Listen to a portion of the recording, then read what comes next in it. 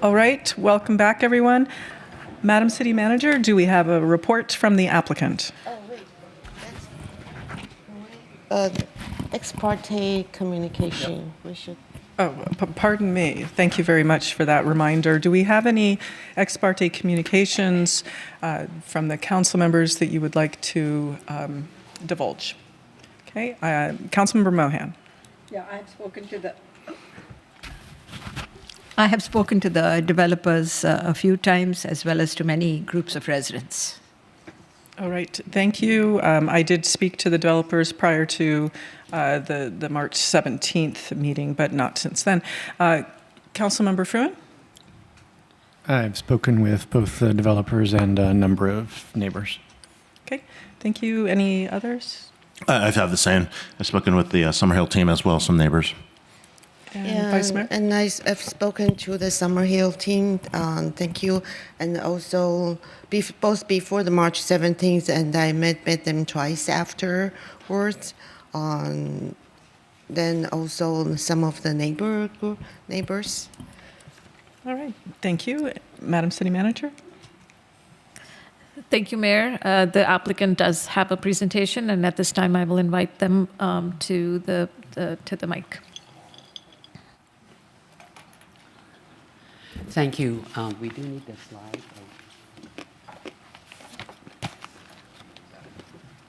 She has them prepared.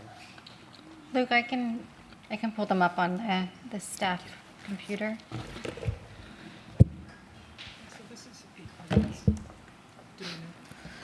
And it's, the applicant will have 8 minutes to present. So we need to have the timer reset from 3 to 8 minutes, please. I'm just waiting for the clerk. Just trying to figure out how to get it into presentation mode.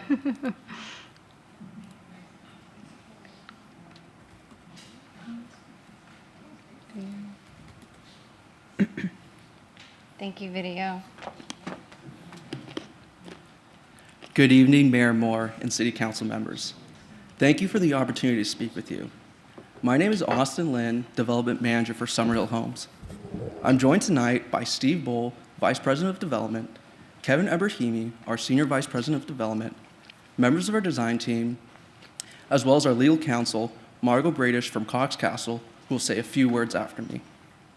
We've received many questions from the general public and City Council regarding the project's qualification for the AB 130 CEQA exemption, fire safety, and evacuation, which we have added in our responses to questions and are addressing in this presentation. Next slide, please.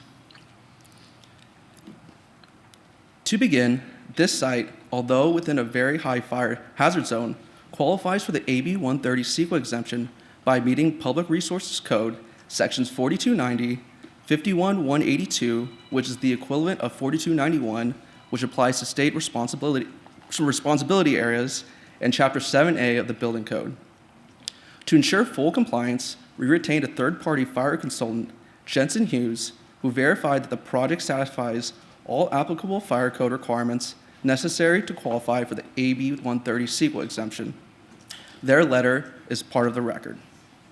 Moreover, the city's CEQA consultant, David J. Powers, also independently confirmed in their memo within the staff report that the site qualifies for all criteria prescribed by the AB 130 CEQA exemption, including the requirements of a very high fire hazard zone. Next slide, please. Regarding the 30-foot setback required by code, subsection B allows reductions of the 30-foot setback due to density and other site constraints if an alternative method to reduce structure-to-structure ignition is incorporated. The fire department reviewed and approved these items as having the same practical effect as a 30-foot setback. Next slide, please. We've also received questions about evacuation. We want to reiterate that the city does not have any objective standards allowing for a project-level evacuation study in which to base an analysis.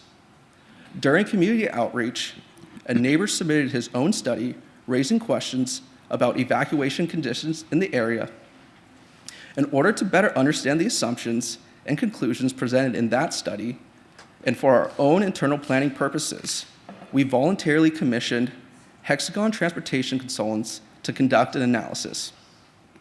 The Hexagon analysis concludes the number of homes within the proposed project would constitute approximately 3.6% of the total number of homes within the vicinity that use the same egress routes and would result in a minimal increase in estimated evacuation time, approximately 2 minutes when compared to existing conditions. Recently, the city also commissioned a citywide evacuation route capacity assessment by Fair and Pierce. Section 1.2 of the assessment describes its limitations as a planning level assessment that is not based upon any established methodology and cannot guarantee the effectiveness of the information. The assessment does not evaluate the project's impact, nor does it establish a defined threshold for safety failure. However, the report identifies targeted strategies across the supply, demand, and information categories, and this project directly supports their implementation by contributing $209,000 in transportation impact fees. The city can deploy this money toward the strategies recommended by Fair and Pierce. Next slide, please. The project will provide many important public benefits for the community.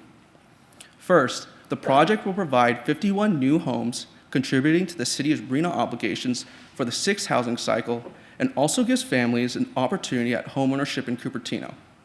Second, the city's designation of the project as a priority housing site supports the city's goal of firmly furthering fair housing. The project site is the only priority housing site within West Cupertino within walking distance of 3 schools within Cupertino's award-winning school district. Third, we're proposing to designate 10 of the units as below market rate units. Fourth, we've in good faith, had ongoing conversations with the fence line neighbors in the city regarding proposed 2-story homes adjacent to the existing residence. We submitted a proposed condition of approval to the city for how these 2-story homes could get implemented with the project.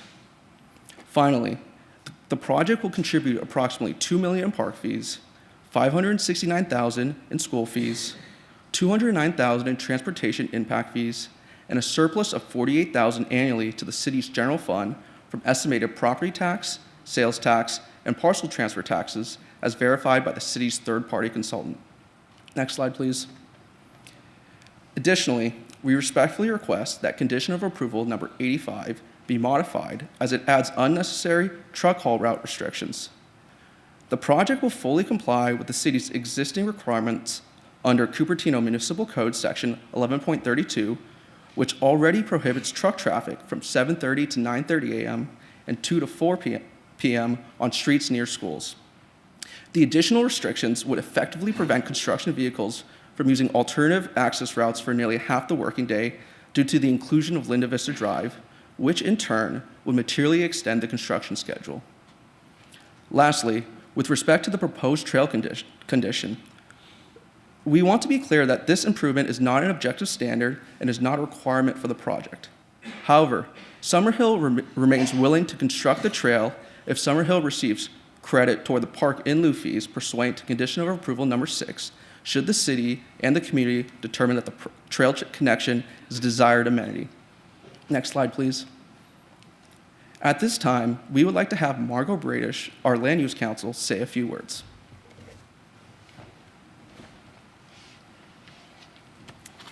Good evening. I'm going to just focus on 2 quick issues. We have 2 letters that we've submitted to you that provide the factual and legal support for these points, but I just want to highlight 2 key points.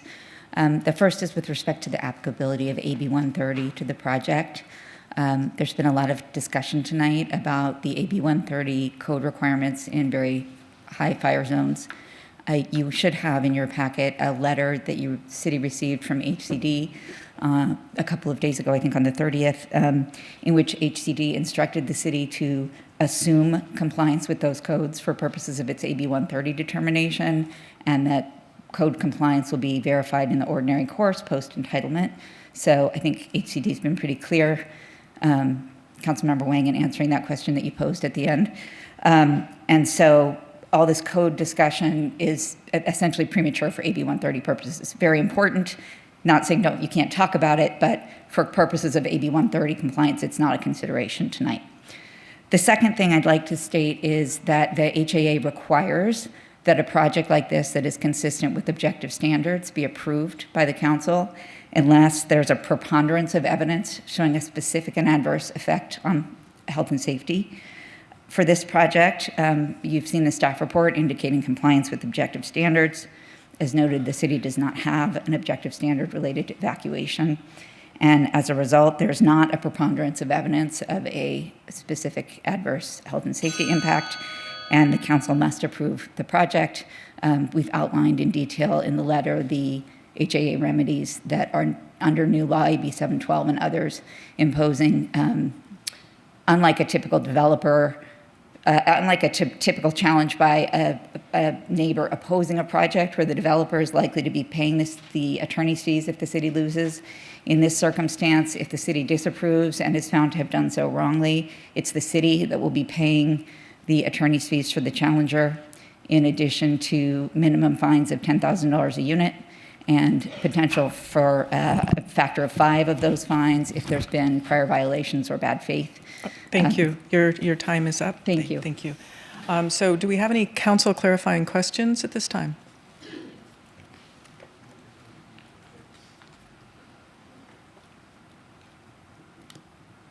Councilmember Fruin. Yes, so in the course of our conversation earlier with staff, there were a number of concerns that were raised about the environmental conditions on the site.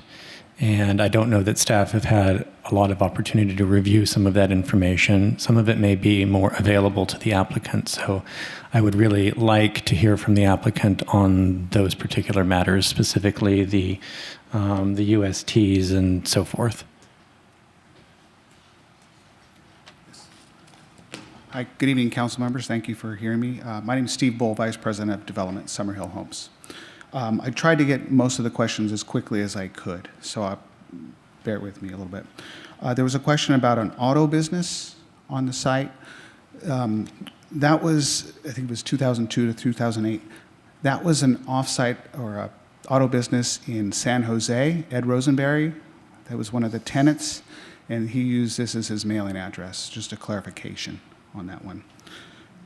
Regarding the backfill of the underground storage tanks, if I understood it correctly, it asked if there was oversight on the backfill when those were removed. There was. NGO, the geotechnical engineer for the project, observed the backfill and recorded it, and that was part of the closure report, and we actually submitted that to the city as a building permit for the backfill.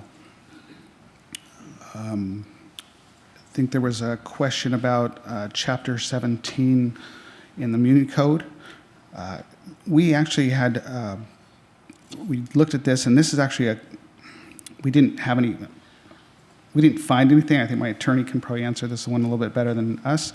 The way we read that code is if you find anything, then you have to go through that process you described with the agencies. Go ahead, you want to take it, Andrew? I'm happy to take it. Good evening. For the record, Andrew Fogg, also with Cox, Castle, and Nicholson, assisting with the project. Honorable Mayor, your comment is correct. There are certain things that have to be complied with prior to approval of the project. Here we have complied with those. The first one is the preparation of a phase 1. The second is preparation of a phase 2.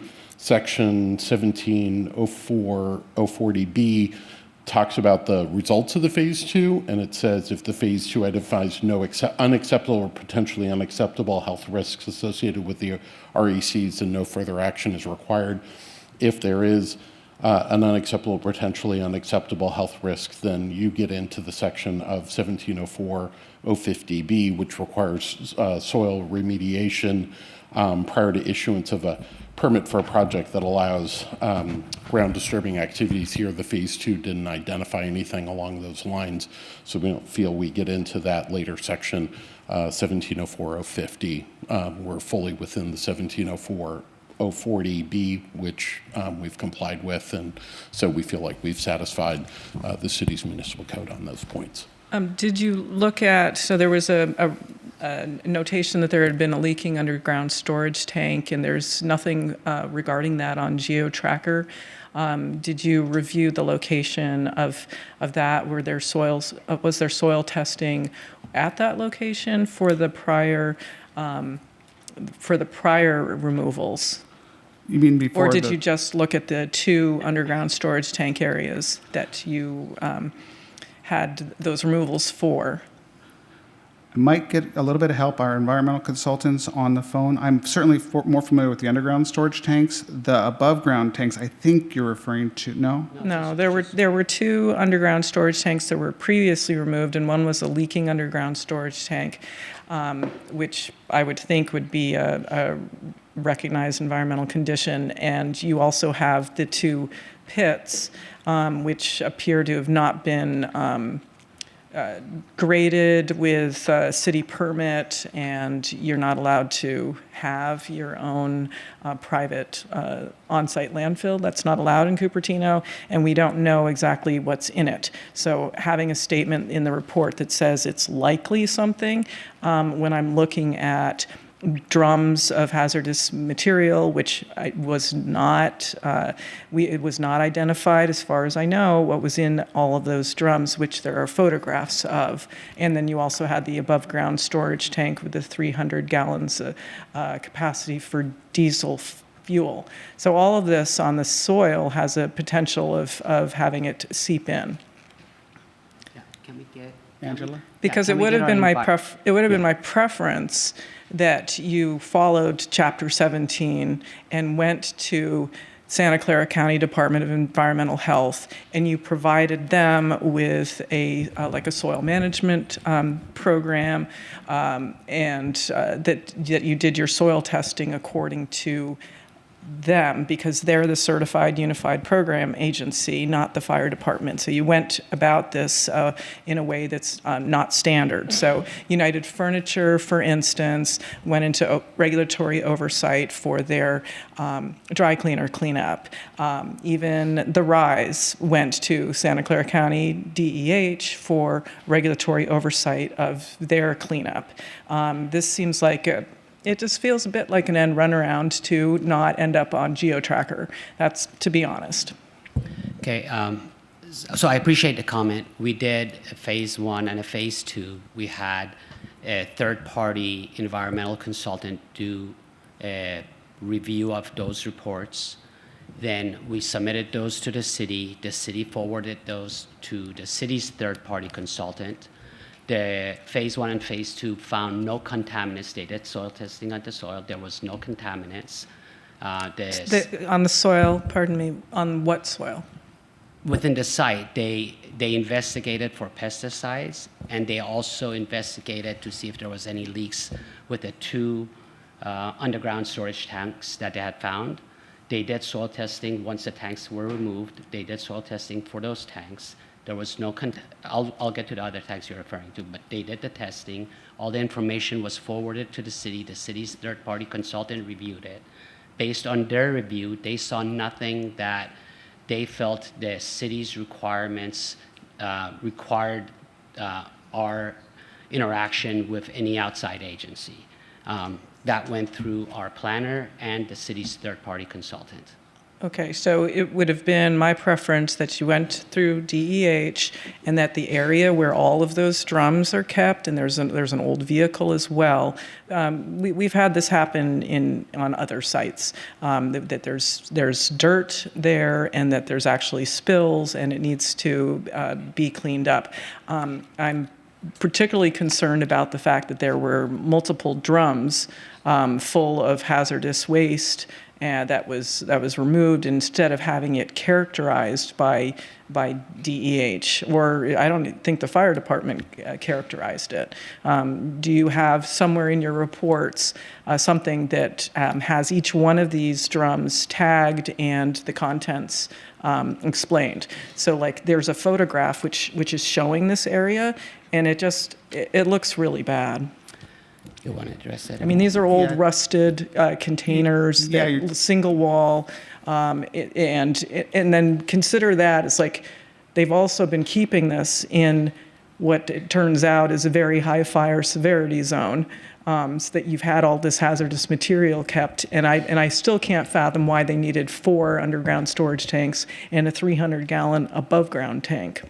Well, I do know during their phase 1 and phase 2 investigation out there, they did identify the tanks that you're referring to. There were no leakage in the soil. They documented that. That was reviewed by the city's third-party consultant. For the 2 tanks, but there was a leaking underground storage tank, and that probably should have ended up on GeoTracker. And there apparently isn't a record of the removal of those 2 tanks. There was a little bit of an inconsistency on the underground tanks. I think I'm gonna cite the actual environmental report. Geophysical survey identified evidence of 2 potential existing USTs at the site, one in the northwest portion, one in the east portion, which correlate with the 2 locations of the 2 known USTs identified at the site by the property management during the Phase 1 ESA. No evidence of additional USTs was identified at the site. Therefore, the historical reference to the additional USTs is considered incorrect. Well, the EDR report indicates that there were 4 on the site. And it still doesn't address the fact that you've got the 2 on-site not permitted landfill areas. So any landfill areas will be investigated by the geotechnical engineer. The report will be submitted to the city. The city's third party will review it. And once that's final, whatever mitigation measures come up gets implemented. That's the same way that's been done on our Stevens Creek project and any other project that we've done. That phase of investigation happens after the tentative map when we're doing our working drawings. I agree with you, it needs to be done and it will be done. Okay, so what I didn't see in the resolution was in the agenda packet on page 2,293, and thank your council members for the amount of work that this is required. But there is a item 7, environmental remediation ongoing monitoring paragraph that shows up in the future agenda item, which is Mary, that this does not show up in our resolution. So I did a search of the entire packet, and it only shows up under Mary's resolution, and it is something that is, I think we're deficient in ours, and it should be spelled out. And it refers to the environmental remediation and ongoing monitoring. So this says, prior to the issuance of any building permits for residential construction on the site, the applicant shall obtain written clearance from the Santa Clara County Department of Environmental Health, not the fire department, DEH, the Certified Unified Program Agency, confirming the site's been adequately investigated in remediation for contamination. Okay, so that's something I would want in our conditions, and I'm not seeing it. My understanding has been in working with staff and the city's third-party consultant that when a contaminant is found on site, the process you just outlined takes place. But contaminants were not found on site. That's why it has not gone to Department of Environmental Health.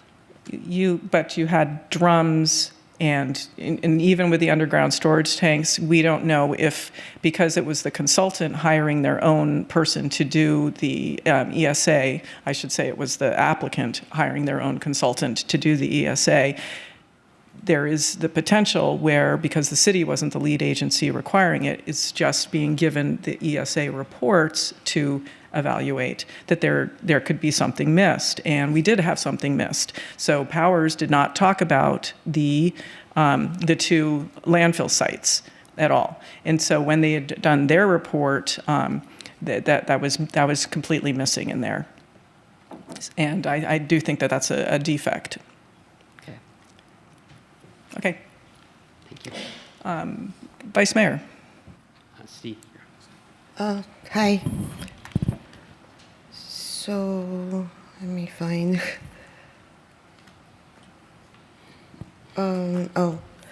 So regarding the trail access, I think the staff said the applicant proposed it.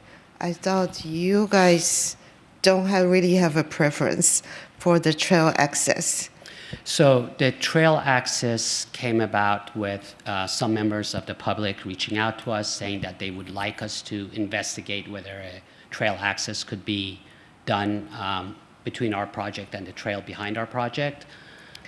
We talked with staff, and staff acknowledged that that's not a requirement for the project. There's no objective standard to provide such a connection. We said there seems to be interest. We've had 2 community meetings, and we've had many individual meetings with the surrounding neighborhood. So the correspondence was, you can draw a detail, you can show it to us, and you can see whether it can work and what the cost for the trail would be. So we did a preliminary design. We submitted it to the city. We said we are neutral. SummerHill Homes is not taking any position on this trail. We have provided design. We got cost estimates. I believe it was $377,000 to construct the trail. We told staff if the council desires to have this trail, we can build it as part of our project and get reimbursed for the cost of it through our park fees. If the city doesn't want it, it doesn't get constructed. And again, SummerHill is just trying to accommodate the comments that we have received from the residents. That's it. But you don't want to cover the cost of constructing it. It's not a project. would- It's not a component of our project. Again, I think it benefits the city. If the city chooses to want to have this connection, it can benefit the city because we can typically build it much less at a much less cost than the city can. So this is a mechanism potentially for the city if you desire to have such a trail. But again, for us, we're not taking any position on it. I was asked at several of my individual meetings with council members and planning commissioners, well, would SummerHill like to have it? I would tell you, typically when you have this kind of a bike trail that goes through a residential project and it goes between units that are so close to each other, our buyers don't like it because there's impact. However, if the city wants to have this trail, we'll be more than happy to build it. But no, it's not. We're not advocating for it. We're just trying to be neutral to let the city decide what they want to do. Okay, thank you. And regarding the truck access to the Linda Vista Drive, so the request from the Planning Commission is to limit truck access. Is that part of the conditions of approval? Yeah, so we met Right with now, the so planning. you would like that removed? So we met with the planning commissioners, and a couple of the planning commissioners asked if we could volunteer to have the trucks not have access through the surrounding neighborhood during certain hours, in particular when the school was in session. We checked with staff, and staff let us know with Public Works. They let us know that the city already has an ordinance that covers the hours where you can't have truck routes going on certain streets. We met with the planning commissioners that had requested this, and we told them there is an ordinance. Obviously, we're more than happy to follow the ordinance. So during the planning commission hearing, one of the planning commissioners said, we want to go ahead, we have talked to the applicant, and we want to go ahead and make sure that this ordinance is followed. In addition to that, they added a couple of streets. One of them was the frontage of the project, which is Linda Vista. That's not part of the city ordinance. If you add Linda Vista to the hours of non-operation for those trucks, you are going to be extending the construction period for this project quite a bit, because you're not going to be able to get access for approximately 4 hours a day on Linda Vista. Linda Vista is not one of the streets that's identified by the city as a road that needs to be have restricted hours. So our request is to follow the city ordinance and follow the hours that they've stipulated for the streets that they've stipulated, not Linda Vista itself. So my that's question it. is, for the recommended action, does that include or not include the frontage of Linda Vista Drive for the truck access So limitation? the current condition has the limitation on Linda Vista Drive as recommended by the Planning Commission. Okay, so the applicant would like that limitation removed. Right, to be reduced to what the current code says, which again does not include Linda Vista Drive. Okay. And thank you for coming up with a potential two-story option for 5 of the units adjoining to the neighbor. Could you talk a little more about that? Do you have Sure. So something to show? in our meetings with council members, we were asked for several concessions. Councilmember Fruin asked us, can we please try to find a way to do two-story units for the five units that were abutting existing residences. It is a substantial financial hit to the project, but in a compromise, we agreed with Councilmember Fruin, yes, we will go ahead and provide that as a voluntary condition to the project. We have submitted that voluntary condition. It has several stipulations with it. Essentially, we agreed to do that. You have to read it because it gets very technical, but I'll try to summarize it if I can, but again, the technical terms are there.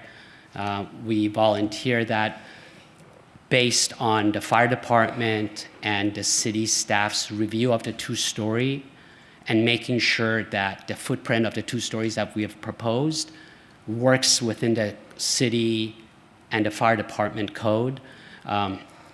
After we spoke with Councilmember Fruin, we also met with staff and we talked with the fire department, and it became very evident that it took us over a year to get here as far as plan check, and as a fire chief explained, we went through many iterations for them to finally accept the plans. And the comments that we received is, you want to change a 2-story just in 1 week without us having reviewed it. So the caveat that we put in there is that we need to be able to get those approved in order to do that. So that's one. And the second caveat that we have in there, obviously, is if the project is challenged, we're no longer accepting that voluntary condition. So that's in respect to the 2-story. And Councilmember Chan, we met with you and you asked us, can you please look to see if you can do a non-combustible fence for the perimeter of the site. We said we hadn't proposed that because we have other alternatives. You said, please look at it if you can do it. And we said, we looked at it and we came back to you and said, yes, we can do the non-combustible perimeter fence for the site.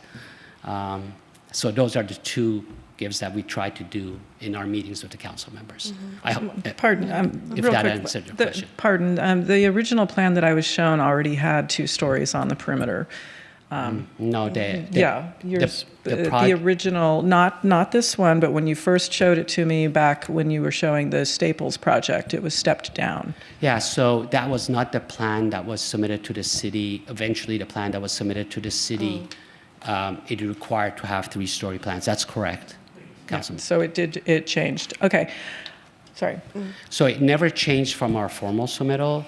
What we looked at with you was our preliminary sketch that we did during due diligence, and that's correct. Oh, I think I didn't see that version. So city attorney, have you had time to look at their conditions for the 2-story option? Are they?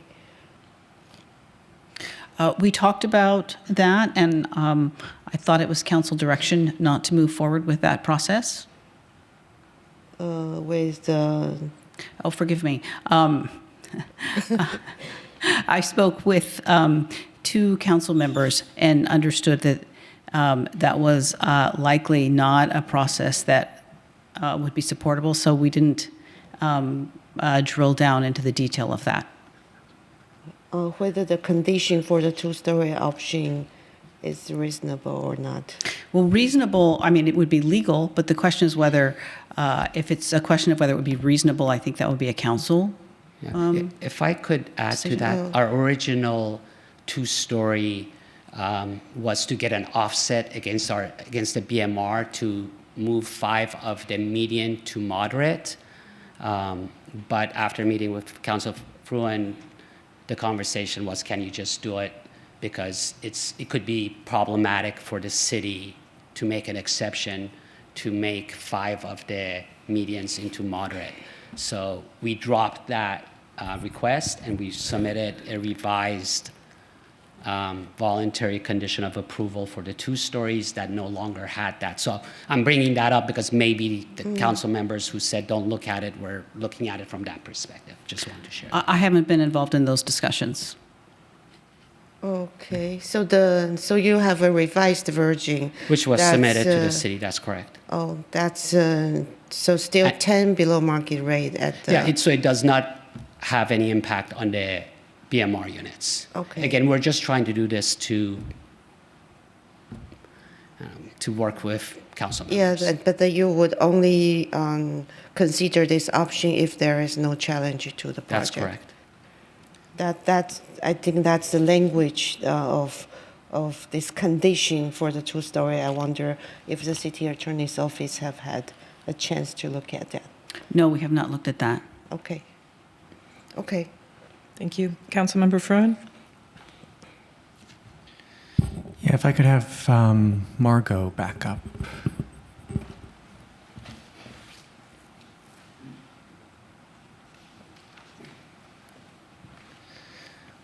One of the things that was addressed earlier at some length was essentially how this project complies with AB 130, specifically Public Resources Code 4291.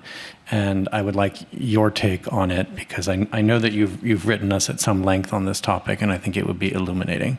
Yes, certainly.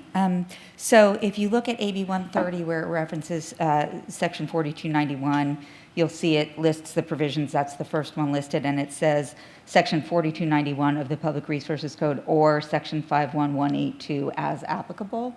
So 4291 applies in a state responsibility area. 51182 applies in a local responsibility area. This is a local responsibility area, so it's actually 51182 that applies to the project, but they're very similar. They both address defensible space. Those are typical things that are reviewed at the plan stage. So it would be an acceleration to be trying to demonstrate that now before those plans have been fully prepared.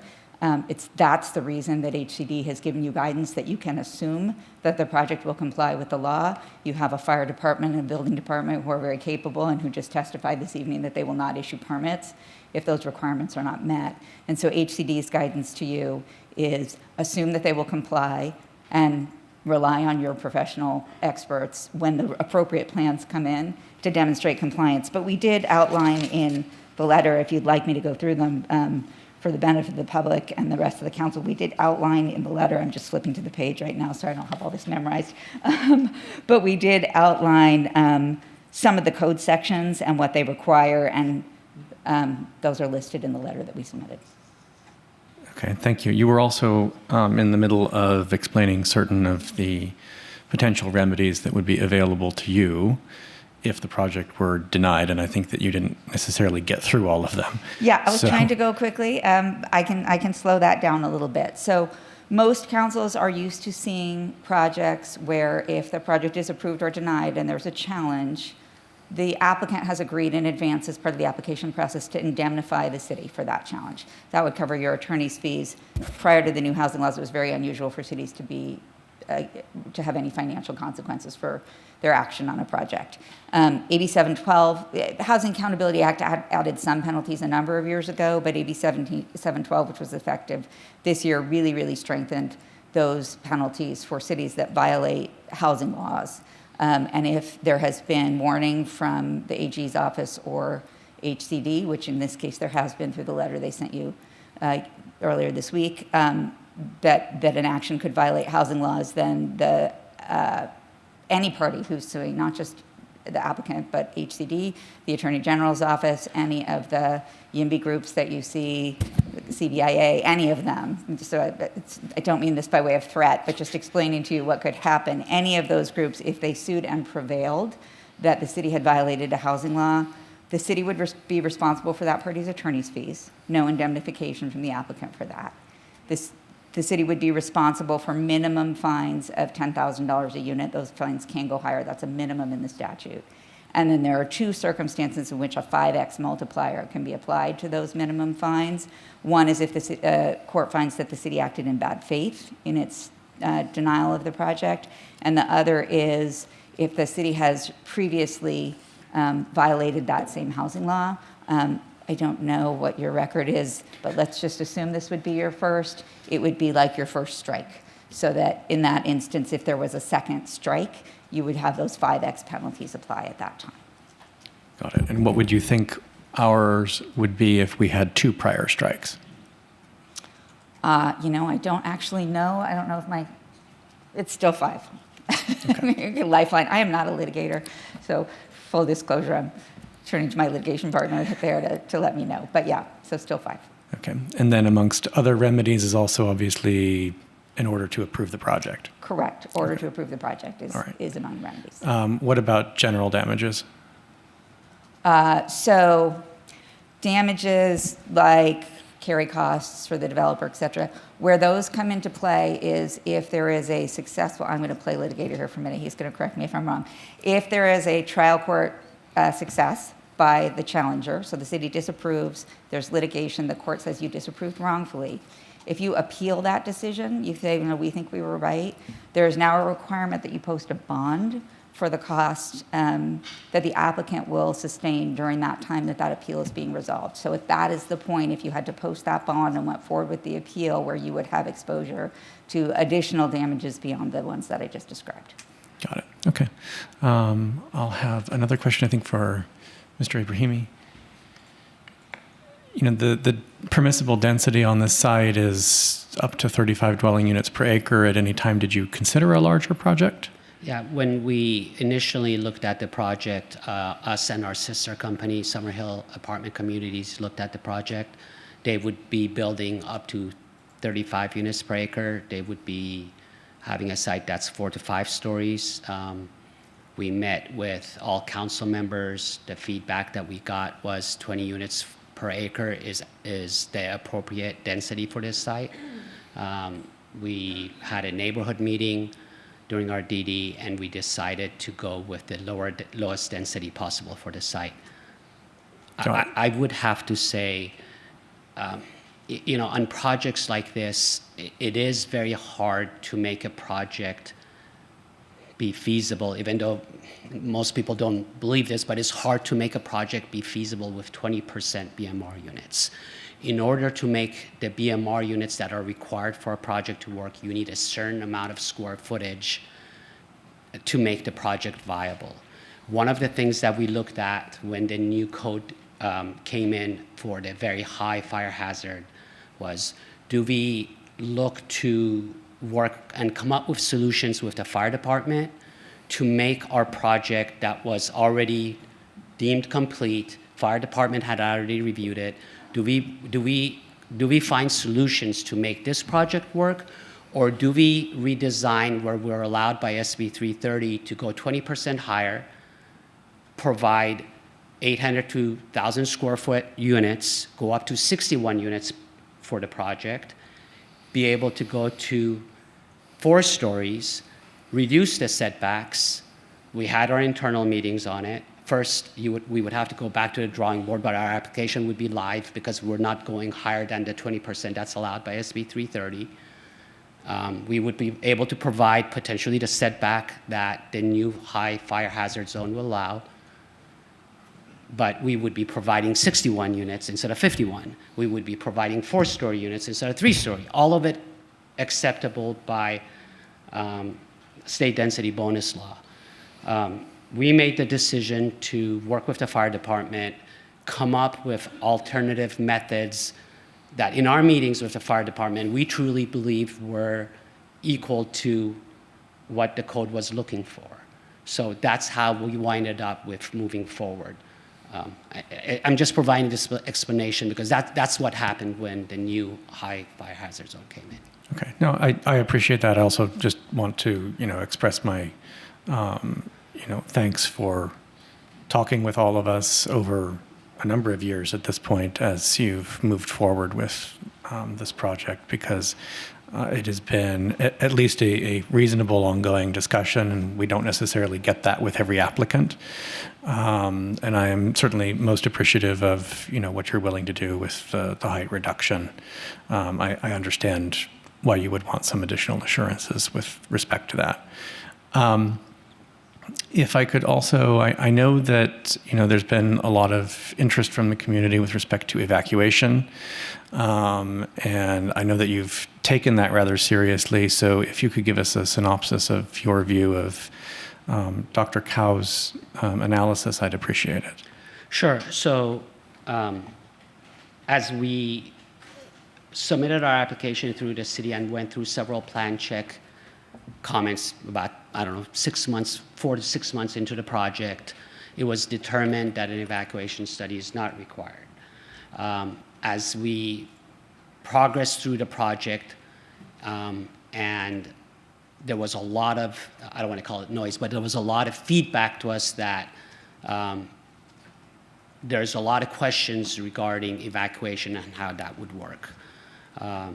We had a couple of meetings with staff. Obviously, we can read the code, but you can always, as an applicant, miss aspects of the code or misunderstand it. So we had a couple of meetings with staff and asked, and this is down the road now, this is, I don't know when, October, November, whenever it was of last year, are there standards that the city has for evacuation? Does the city have objective standards for evacuation? Has the city done an evacuation study for this area? So all of those answers were no. I don't know timeline now, go forward another month or two, somewhere around there. We met with 3 residents individually, and one of the residents, as you mentioned, had done their own internal look study, whatever you want to call that, their own analysis of what they thought it would be. I'm not a traffic engineer. I've been doing this 37 years, but I can't evaluate. I can read a report, but I can't decipher what's real, what's not. So we talked to Hexagon Transportation. They're the experts at it. They actually do this type of work for many jurisdictions. We work with them because they're very good at what they do. We said, look at this report, give us an internal analysis so we understand, is it truly an issue? Is our project truly causing what his report is saying? The feedback that we got was, your project is adding 3.6 or 3.7, I don't remember the exact decibel, let's say 3.6, 3.7% to the overall neighborhood, and that amounts to approximately 2 minutes of added time, which is very different than the homeowner report that was done. So my follow-up question was, okay, so how can it be so different? The short answer that I got, well, we're traffic engineers. This is what we do. This is what we came up with. And I said, what are the criteria that you used? And the answer that I got, well, there is no criteria. We could use what Fair and Peers used. We could use half an hour, which would be half of what they used. We could use 2 hours, or we could use 4 hours. Go to different jurisdictions, different areas. There's many different standards. So there is no standard. So I gave you, this is my traffic engineer telling me, I gave you what I think is reasonable for here, but some other traffic engineer could look at it and say, this isn't reasonable. Well, you should be looking at it at a different criteria. So essentially, what I got out of it, without criteria, it's very hard to determine what a report should be evaluated based on. So that's the history of it. I think you go back 2 weeks to March 17th, I think is when the hearing, the council hearing was. A few days before that, we got a flurry of emails that had been sent to the city saying SummerHill has done its own evacuation study and is not sharing it. So I sent a letter to each of you explaining kind of what I just explained. We had done this with Hexagon. It was for our internal purposes. I wanted to understand what the neighbors was, to have a better understanding of the issues, and here it is. Here's what they had done. So that's the whole story of it. Any questions you have, I'd be more than happy to answer.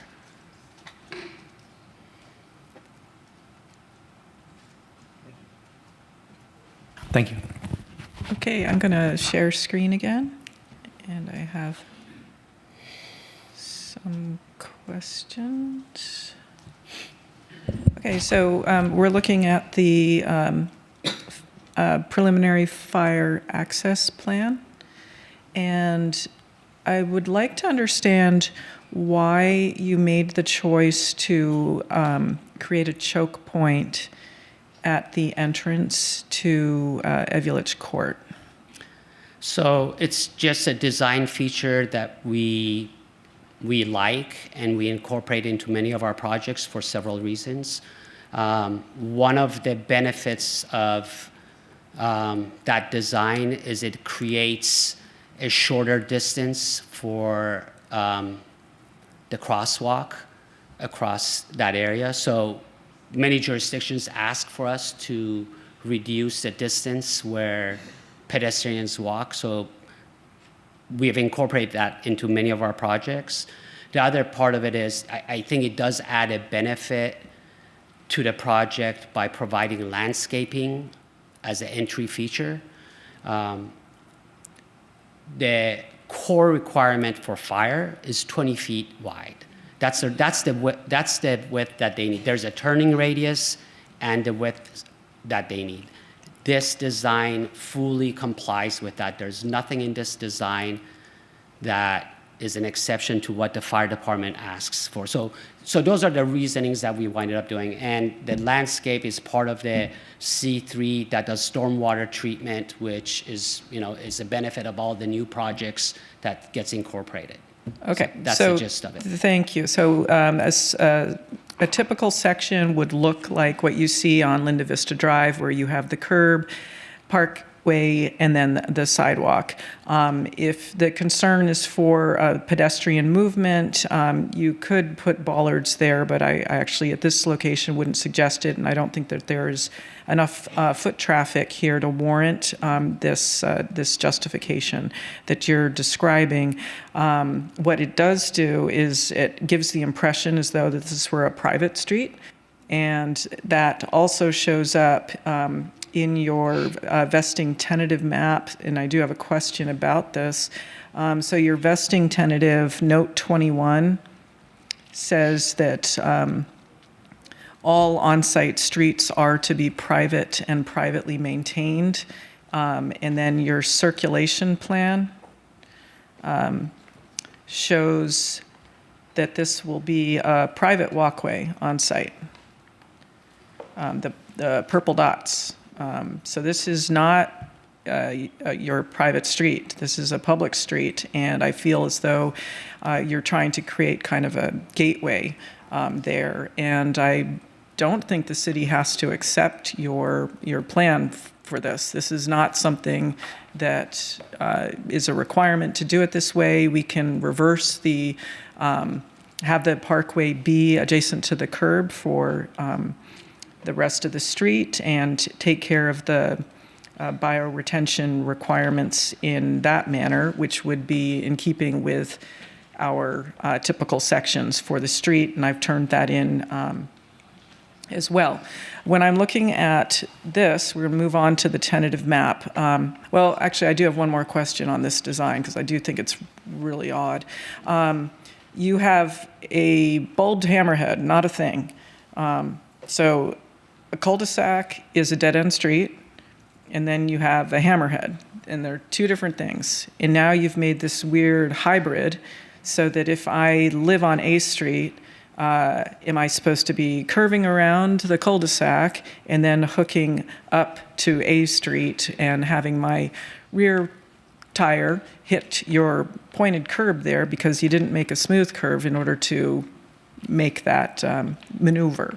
And were you thinking, well, maybe you can squeeze in a few illegally parked cars on the red curb in the cul-de-sac area because cars are going to be going straight through there. So what you don't see on this plan is that on the north and south side of Evulich Court, there are 5 parking spaces. So you do see this 20-foot mark, but what you're missing is that there will be parked cars along here. Mm-hmm. And then if I lived in this neighborhood and I saw that rolled up curb, I could very well see people, you can fit probably 1, 2, maybe 3 cars illegally on that rolled up curb. Illegally, it will be painted red, but you're talking about someone illegally parking. People can park illegally anywhere. What I would say is the hammerhead is the same design that this council looked at for our Stevens Creek project. That hammerhead is a approved turnaround for fire. The cul-de-sac detail is also an approved design that we've used on many communities. If it's alone as a cul-de-sac, a dead end, this is something different. This is a hybrid. So I'm just saying, I think this is really, really bad and confusing design for people.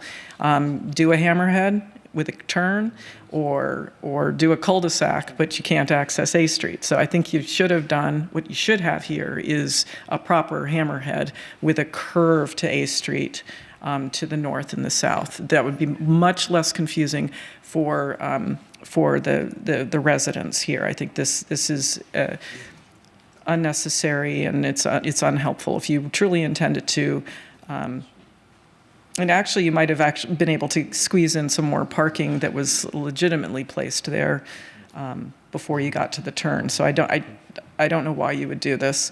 So and even at the front, and if you got rid of the bioretention as you're showing here, you could probably squeeze in a parking spot on the north and south, and then over here west of B Street between B and A, it looks like you could probably have gotten at least one more parking space. Why would we mention this? Because there's no on-site guest parking on the actual site. So they're using the city's right-of-way for this. And in giving the impression that it's a completely private development, as though you own Evulich Court when it's a public road. So also the visuals of that, it's not welcoming to the rest of the neighborhood because they do own this land. We've owned it since 1969. Okay. So that's all I have with that. I don't see any further hands raised, and we really do need to get to public comment. So, Madam City Clerk, do we have anyone that would care to speak on this matter? Mayor, Yes. perhaps we should extend the meeting before we go into public comment. Okay. We need to extend it suggested. with the acknowledgement that we have the hearing on the petitions for reconsideration. That we must get to as well. Correct. Okay, so do I need to give an actual time, or just say we're going to extend the meeting until we have completed the entire agenda, no matter how late that is? You could say that. Okay, so moved. Do I have a second? Second. Thank you. Madam City Clerk, will you please conduct the vote? So you'll be using your panel. We're all in person. Thank you for the reminder. Moore moved and Wong seconded. Start vote.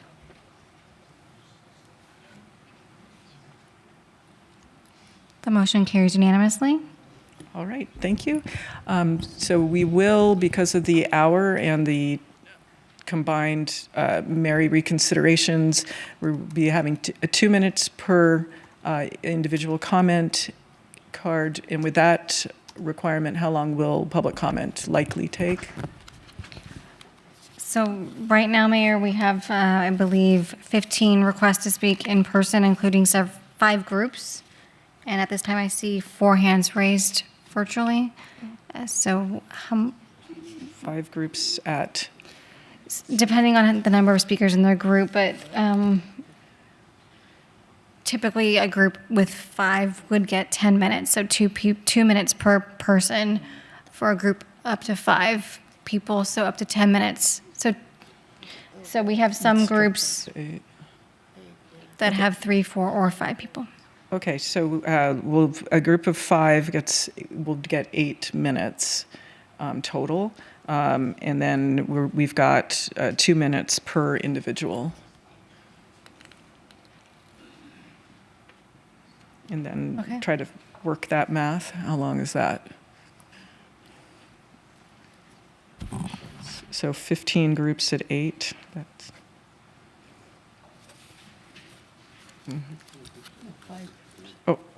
Oh, 5 groups of 8. Okay. 40 on that. Sorry. And then how many individuals? 15? We have 30. 10 individuals so far in person. 1, 2, 3, 4, 5, 6, 7 hands raised. So that's 17 individual speakers times that by 2 minutes. Hour and 14 minutes. Plus the 5 groups of 8. Okay, I hope it holds at that. So about an hour and 15, 14 minutes plus walking time. Yes, so if you could call the individuals in groups of 3 and they would be lined up, I think that would help Yes, Mayor. speed things up. Thank you. Okay, so we are moving to the public comment at this portion of the agenda. As a reminder, members of the public wishing to speak regarding this item shall submit a request to speak or raise their hand virtually within 9 minutes of the start of this public comment period or before public comment period is closed, whichever comes first. At this time, we are going to call San Rao, followed by Jean Bedord, followed by Der Chang's group. Welcome, San. You will have 2 minutes. Vice Mayor Chow, council members, speaking on behalf of myself only. I'm a planning commissioner, but speaking on behalf of myself only as a resident. I will just speaking on behalf of myself on that vote that was characterized as being a unanimous vote or being a unanimous approach. I just want to say it was a 3-2 vote. And the voting, in my opinion, concluded prematurely. My read of the dais was that we were going to fail that motion. I asked the chair repeatedly if she understood the motion, and my read of the chair at that time was that the chair would vote with the other 2 that clearly looked like they were going to vote against it. So in my opinion, the evening ended sooner than we expected. Coming back to my observation of what we have seen here today, it seems to me that there is no one body that is looking at compliance to the AB 130 process. It's unclear if fire understood that they were responsible for the CEQA exemption overall, or just to review what was given to them by the applicant. I've heard repeatedly from staff that they are not responsible for fire code review. And so it would appear to me that it falls to this quasi-judicial body to make the determination if the city is in fact able to exempt the AB 130 checklist. However, in order to do that, you may want to clarify with staff or the city attorney whether, in fact, you can deem the application as being incomplete. Because if you were to send this back, but you do not have the authority to deem the application incomplete, the clock continues to run, and at 60 days, the application is approved without a hearing. So I would urge you to make sure that the land use attorney who's on the video there can give you confirmation whether you have the power to send this back, to remand this back to staff and say the application deemed incomplete and to come back with a more complete application based on the findings from today. I just want to make that point. Thank you. Thank you, San. Next, we have Jean Bedord, followed by Der Chang's group.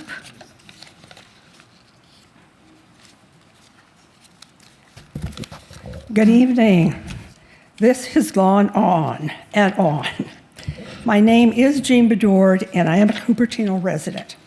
I am here to urge you to follow state law and approve this project. You have the responsibility to implement the state-approved housing element. Let me take you back in time to the January 25th, 2022 Planning Commission meeting, which considered opportunity sites for the city. That was 4 years ago. You're already deep into the 8-year housing cycle. Take a look at the map from this meeting. Evelech Court has been identified as a housing element site from the very beginning. The owner spoke clearly at that meeting. He wanted to develop the site. Now, I don't think you're able to do it, but there is a clip of that meeting where Councilmember Wong spoke very clearly about the west side. Could we just take the entire west side and drive the DUA up to 20, and then say, let's go count that puppy? Yes, we should absolutely. Council, the west side has never experienced that type of growth. It's that attitude on this council that is disturbing. You have a responsibility to approve housing and get it built. It's time for you to take responsibility and follow through on your commitments. Thank you for the opportunity. Thank you, Jean. Next, we'll welcome Der Chang's group, followed by Vikram Saxena's group, followed by Joan Cummings. Welcome, Der Chang. Can you bring out my slides? Yes, just give me one moment. And actually, I'm under attack. I should get a little bit more minutes to explain myself, but it's okay. I'll try to fit in a minute. Okay, you can bring up the slides.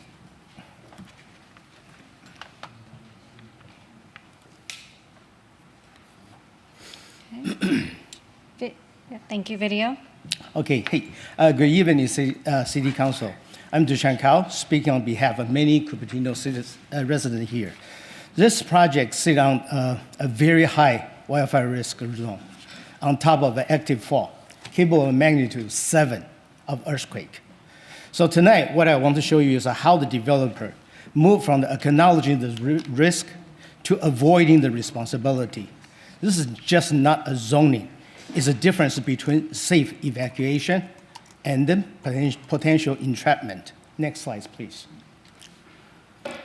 Okay, the map is quite clear. I don't have to explain more. It's on the red zone on the top of the Monte Vista Fall. So the key question before you is very, very simple. Does this project create a specific adverse impact on public safety? The data show the answer is definitely yes. Next slide, please. Let's move to my first point. So you will see how the developer initially acknowledged the wildfire danger at the Avalanche Court, only to deflect the responsibility by narrowing the focus to only the 51 unit alone, ignoring the cumulative risk to the entire Linda Vista community. Next slide, please. This is a timeline shown quite clearly. After Avalanche Court was classified as the red zone, SummerHill officer Mr.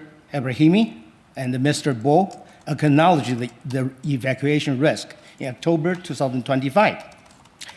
Yet, just 6 days later, city provide them a path to bypass the peer review safety. After New Year, Steve came to my door. I really appreciated the gesture. And I met both Kevin and Steve in good faith, walking them through my evacuation analysis, which showed the required safe egress time of more than 90 minutes. Okay? But those warnings was set aside. Their consultant used the fault metric, which I will show you later, that effectively erased our neighbors from the evacuation map. 2 weeks ago, SummerHill even sought endorsement from Jensen Hugh, as they just pointed out, who is a global fire safety firm. Everybody know that. But by the conclusion, what they received was, let me just read you the text. The review does not imply that compliance with the relevant code and the standard eliminates all the hazard and the risk. I think this is very important. This is the very last sentence in that letter. Next slide, please. SummerHill built a narrative, not a safety plan. Even their own third-party reviewers state that being code compliant does not eliminate hazard and the risk. Let me move to the second point. Next slide, please. Okay, so let's compare the developer-funded study with the city's own commissioned expert, Fair and the peers. Next slide, please. Here's our daily baseline. Highway 85 and the local at the school. I don't have to explain more. Next slide, please. The developer claimed this project had only 2 minutes on the 59 minutes baseline. Sounds fairly linear, isn't it? Well, reality is, once you go through the city's expert, Fair and the peers show that the reality is a 200% of the capacity failure. So what that means? When a system is at double its capacity, vehicles are trapped. It's not the 2 minutes, trapped. Next slide, please. So what's the discrepancy? This chart is very clear. First, the developer count the resident only. And if you look at the city expert, they take the real population. Students from the 3 schools, employees at Apple and local business, and the world traveler visiting the legendary Silicon Valley. Guys, we live in this place called the Silicon Valley. The developer assumed clear sky, perfect driving condition with a 900 vehicle per lane, 3 lane in parallel. The city expert says, no. You need to adjust for Wi-Fi reality. There's a smoke, there's a low visibility, lots of panic. So they reduce this reasonably to everybody recognize the 570 vehicle per hour. There's a huge differences. Next slide, please. The developer study was a voluntary non-SQL internal document.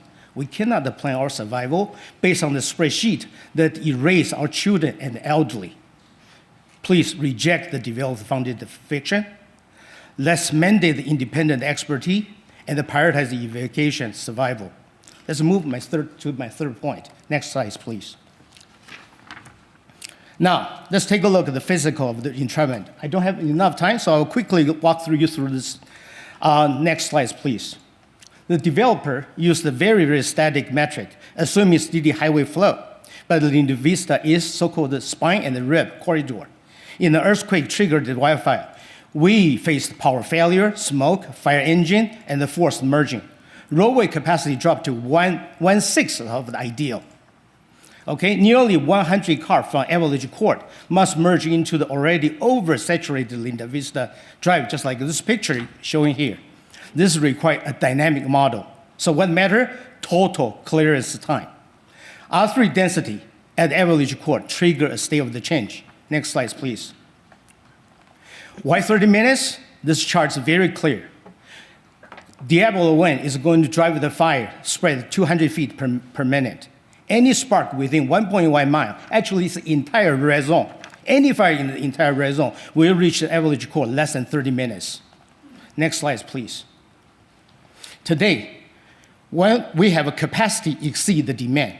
So add few car, add a few delay. That is reasonable. But once the demand approach or exceed capacity, as the R3 zoning, the system become oversaturated. Delay increase like a hockey stick. Next page. So this is very clearly. Currently, we have enough time to evacuate. But with the R3 project, the timeline jumped to 93.5 minutes.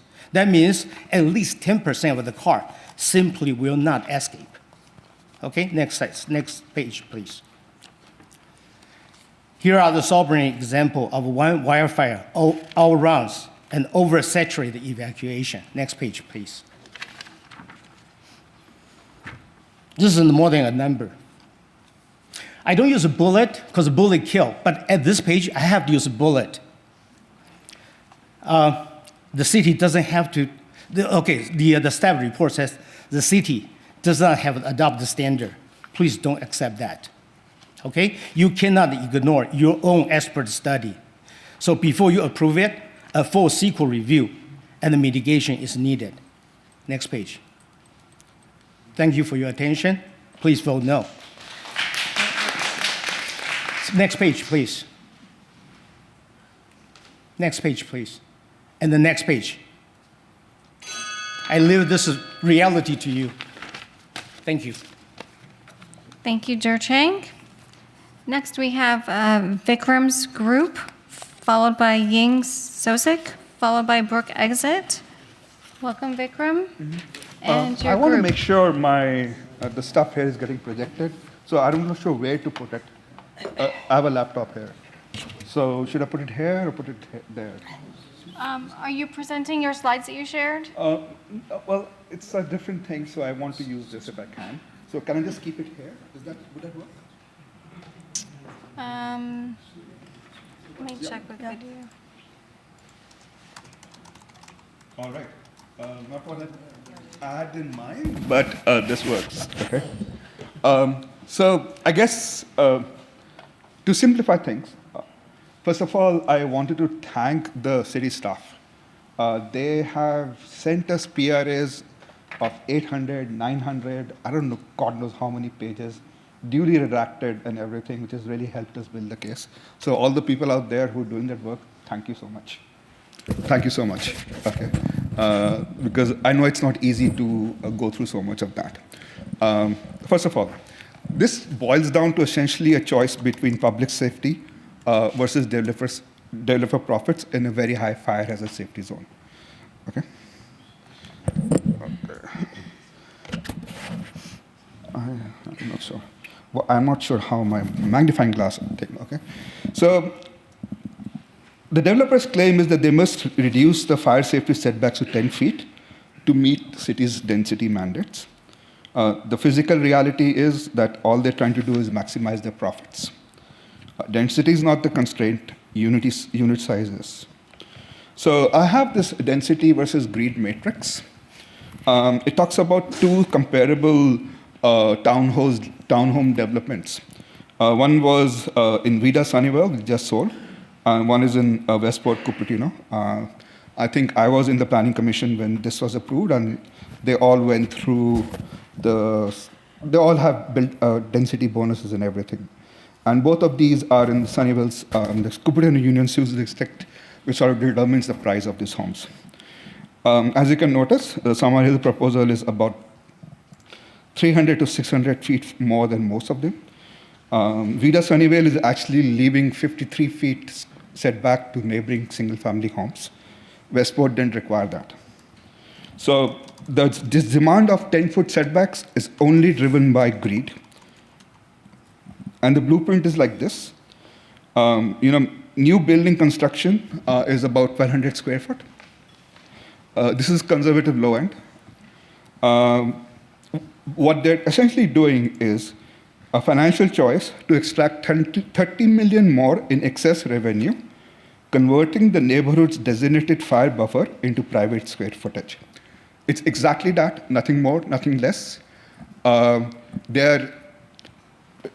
They claim that the cul-de-sac, which is ceded to the city, is requiring them to move this, which anybody can say is bullshit, because they can easily change the design of the roads, adding internal roads and everything.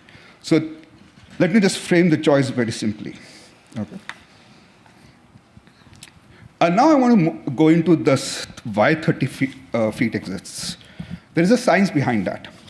One is the inverse square law, that radiant heat, which controls spread of fire, goes down by distance.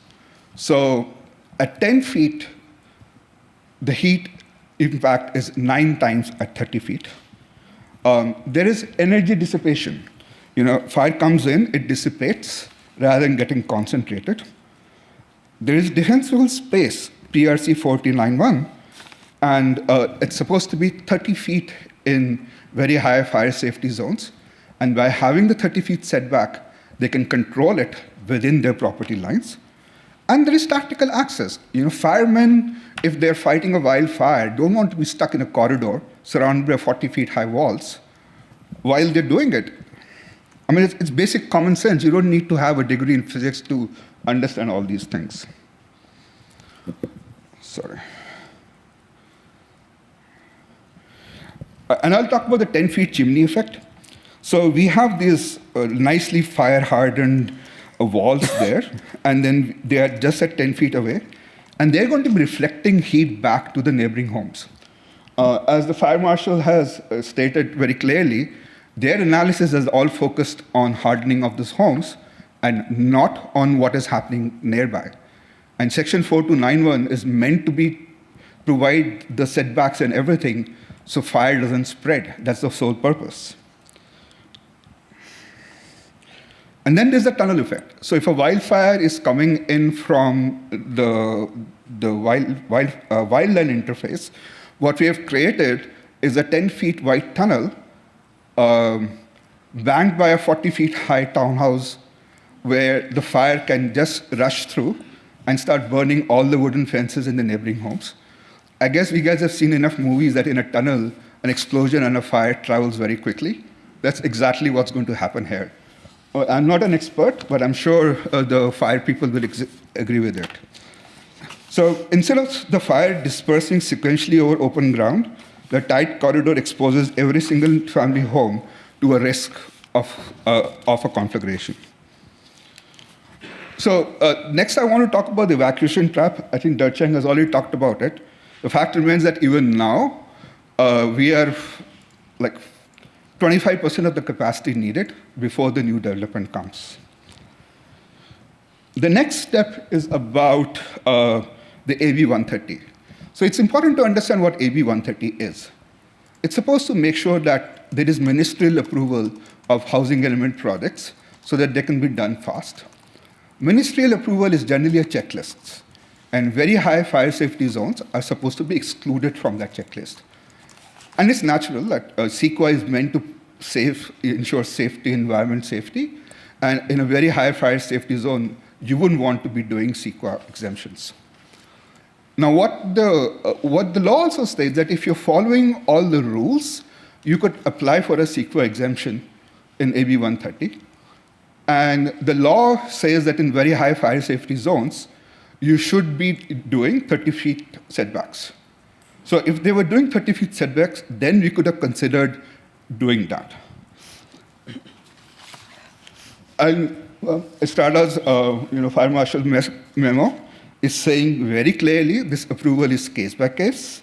The staff determined it provides appropriate alternatives, that fuel modification is sufficient. So there is so much of discretionary and expert approval applied here to claim that this is based on objective standards is ridiculous. So to summarize, AB 130 requires ministerial approval. It requires adherence to code. Code says 30 feet setbacks. And it should be evaluated on its face. It permits zero exercise of personal or professional judgment. So if a fire safety approval requires a case-by-case evaluation, it is inherently discretionary and legally ineligible for AB 130 streamlining. And the fact is that most cities don't even, in their forms, don't even accept those applications because they say very high fire safety zones or safety zones are not qualified.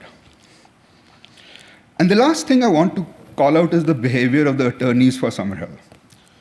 So on February 12th, the attorney for SummerHill sent a letter claiming that the fire code, the project complies with PRC 4291, and the city should not have any reasons to not approve 4291, AB 130. The reality is that the plans were not approved for that. The fire marshal today confirmed that not looked at 4291. How much time do I have? That was your time. Oh, okay. Thank you.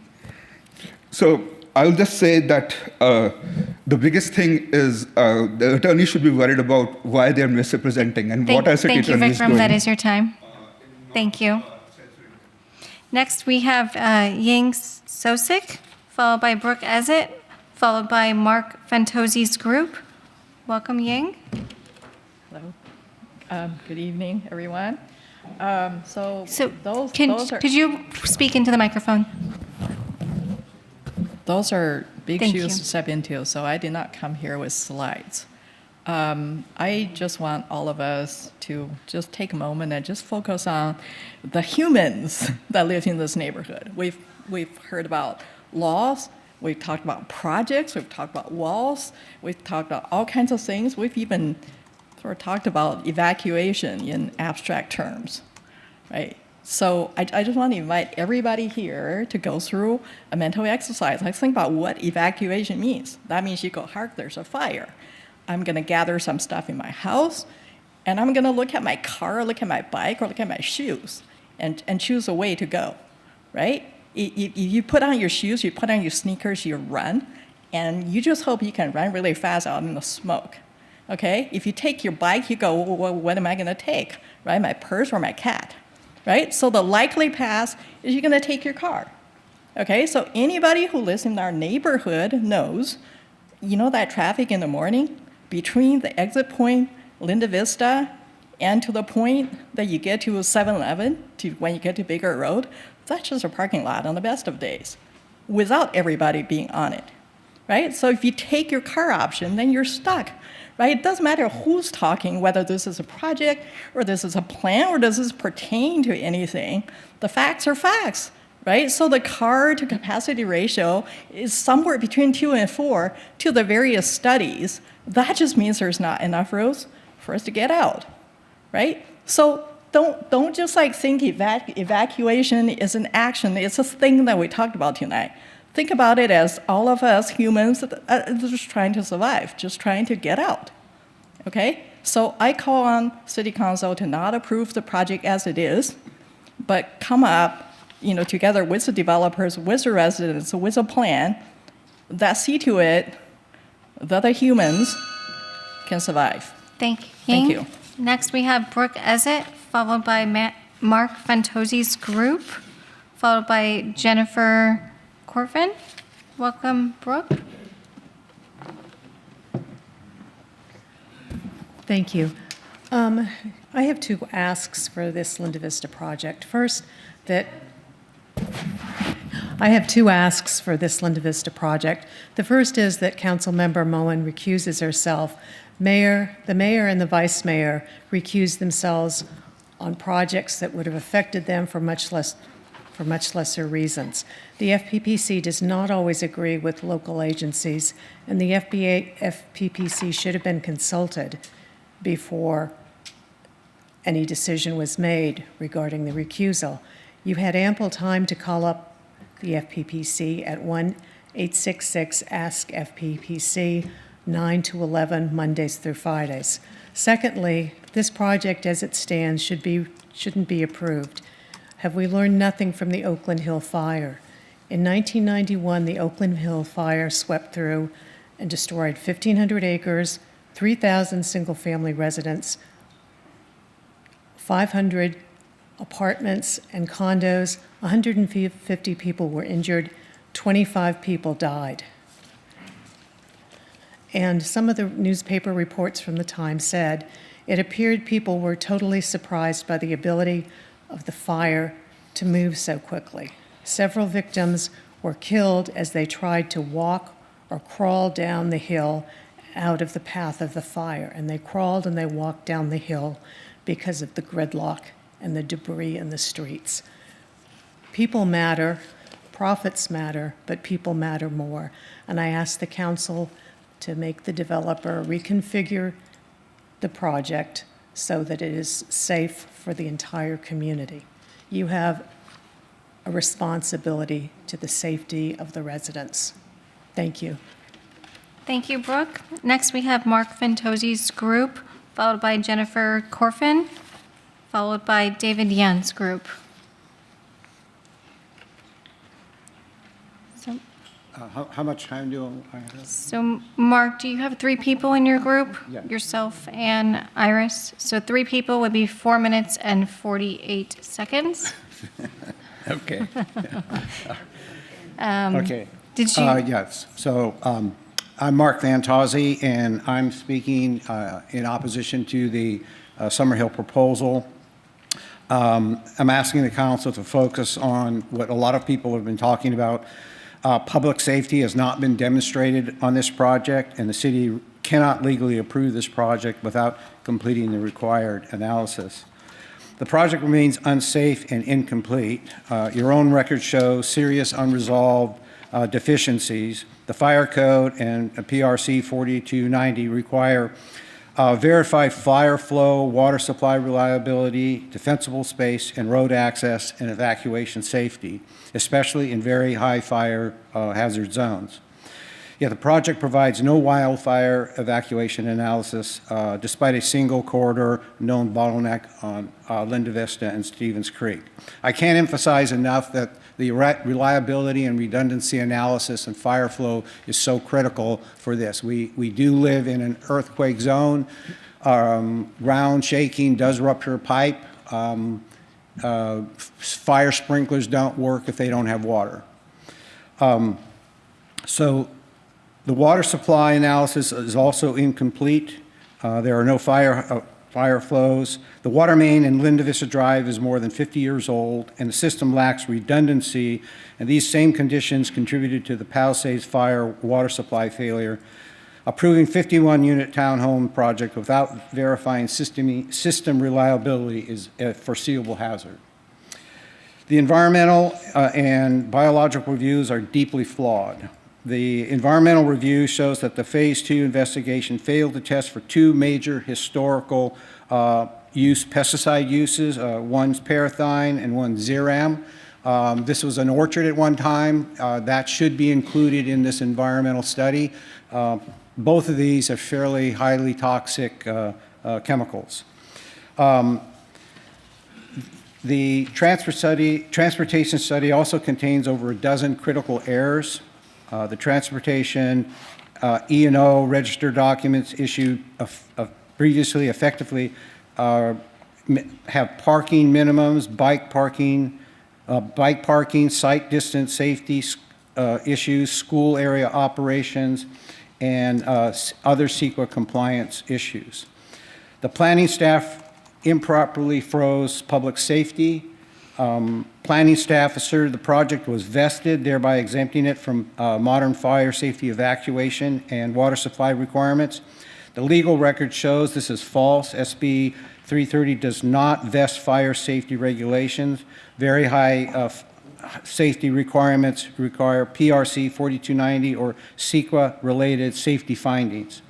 These are police power safety standards. They cannot be frozen or waived. SummerHill's actions also raise even concerns. SummerHill offered concessions to two of my neighbors, concessions they refused to offer publicly at the Planning Commission meeting, claiming they could not make the project work. If that's true, the city is legally justified in requiring financial disclosure before granting any fire safety exemptions. And there's California appellate decisions establishing that when a developer seeks discretionary exemptions that reduce public safety protection, the city can require pro forma financial and cost compliance and evidence supporting any claim of infeasibility. The attorney even argued that evacuation need not be analyzed because the city does not have an evacuation plan. Despite the site being in a very high fire zone and despite statutory requirements to evaluate evacuation impacts, this is not a responsible development. Approving the project as is will have long-term negative impacts. The errors will result in increased wildfire risks, high fire insurance rates, lower property values, ongoing liability for the city, and long-term burdens on residents who rely on safe and reliable evacuation routes. I need to remind everybody, the people that are going to be suffering the consequences are the people that live there. The other people that may support this project do not suffer the consequences. SummerHill will not suffer the consequences of this. The council should either deny the project or request a full CEQA analysis. Thank you.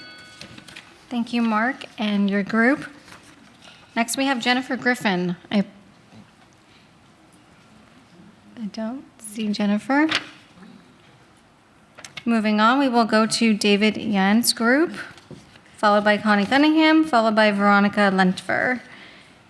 David, I see you have 4 people in your group, so you Yes, and will I do have a PowerPoint presentation as well. 6 minutes and 24 seconds, and